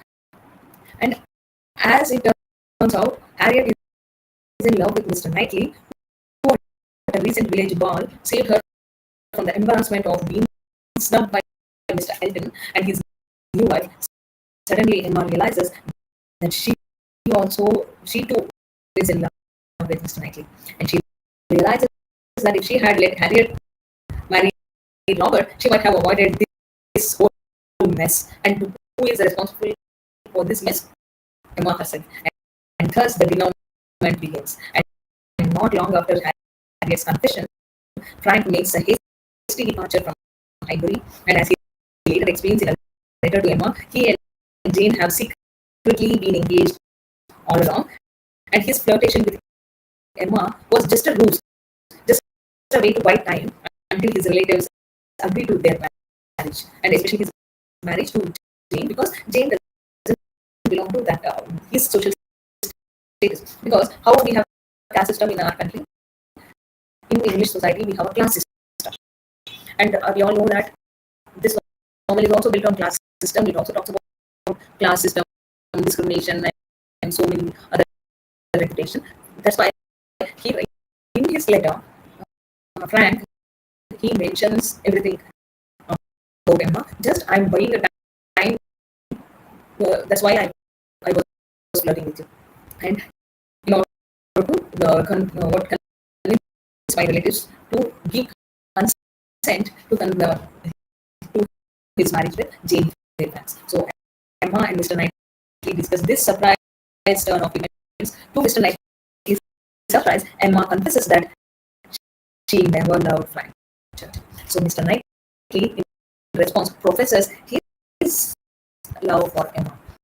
Mr. Knightley proposes openly, and she is overjoyed, and they implicitly agree to be married, both of them. But Emma, on the other hand, she also worries about Harriet, because Harriet openly declares that she is in love with Mr. Knightley, right? So then what she does, and she is so much worried about Harriet Smith and how she will receive the news of their engagement. And Emma is pleased to learn that Harriet has decided to marry Robert Martin, and the novel ends with three weddings. One is between Jane Fairfax and Frank Churchill, then between Harriet Smith and Robert Martin, and the third wedding is between Emma Woodhouse and Mr. Knightley. This is all about the plot of this novel. Then, what are the important themes of this novel? To start with marriage, and Jane Austen, she says that only through marriage, once the social status depends on this marriage, because she considers that marriage and social status are the two foci of Emma. These are the two important pieces of this novel. One is marriage and social status.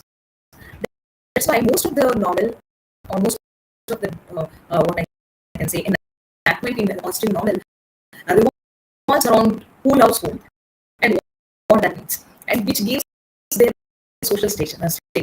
And this novel also deals with the same kind of things. And some we have like what we have some thriller, and even we also read we feel so much fishy about so many characters, and we are also very curious about who loves whom and who marries whom and what happened to their social status. As Jane Austen thinks, social status in 19th century England was determined by, which was a determining force, marriage. And that's why in England the social status was determined by confluence of factors, including but not limited to family name or their sex or birthright or reputation, their caste, creed or class or wealth. But it is dictated much about the course of a person's life. Members of the higher social classes were not expected to intermarry, let alone interact with members of a lower class. In fact, in some cases, such marriages were considered inappropriate. But in this novel, Jane Austen subtly satirizes her society's obsession with these social discrimination or distinctions. So at the beginning of the novel, Jane Austen's heroine is very much confident that she knows who of the chosen and the best. Okay, who was the chosen and the best, and these are in hyperbole and who constitute the second sect. And keeping with her social code, Emma discourages. That's why, and by keeping this social code in her mind, Emma discourages Harry Smith's wedding or approval from uh, this one, from marrying Robert Martin. And as Emma explains, that property is not a gentleman. What do you mean by a gentleman? They used to, in those century, the person who is having very rich property or rich reputation or assets, they were used to call as gentlemen. That's why, as Emma explains in the beginning of the novel, Robert Martin was not a gentleman. He is therefore destined to become a completely gross, vulgar farmer, totally inattentive to appearances and thinking of nothing but profit and loss. Because he is not a gentleman. According to her, who has a rich ancestry, they only can be a gentleman because they just don't want to think of profit and loss or thinking of their farming or landing so many things because they have a huge property. That's why Emma is similarly appalled when Mrs. Mrs. Elton, or a wife of Elton, presumes to call Mr. Elton and Mr. Knightley as Mr. E and Knightley. So this is how these are the things in terms of the subject matters. Emma was by no means revolutionary. Instead, Jane Austen herself describes the novel's subject that 3 or 4 families in a country village as an ideal subject for any kind of novel. And however, this novel was revolutionary in terms of its form and style because Austen, being the greatest novelist, generally used either first or third person narration to tell their story. And this is all about this novel. And it's very interesting novel. Please, you have to go through it in order to understand the characters. As I told you, there are many characters, and we have full of tricks in this Emma because suddenly we give a twist to the novel. Especially we get twist to the novel. We will be chasing the person who is in love with whom and who is what in this novel and whose parentage was unknown and what they are doing. And we have to be readers have to be carefully concealed to reward the characters in this novel. And that is why we can say that this can be considered as the best novel of Jane Austen. When she started explaining about her own character and how she introduced, I'm going to talk about a heroine who myself, but none other like. This is what she says because she herself likes this character very much. And if you have any doubts, you can ask me. Still, you are facing the problem of audio.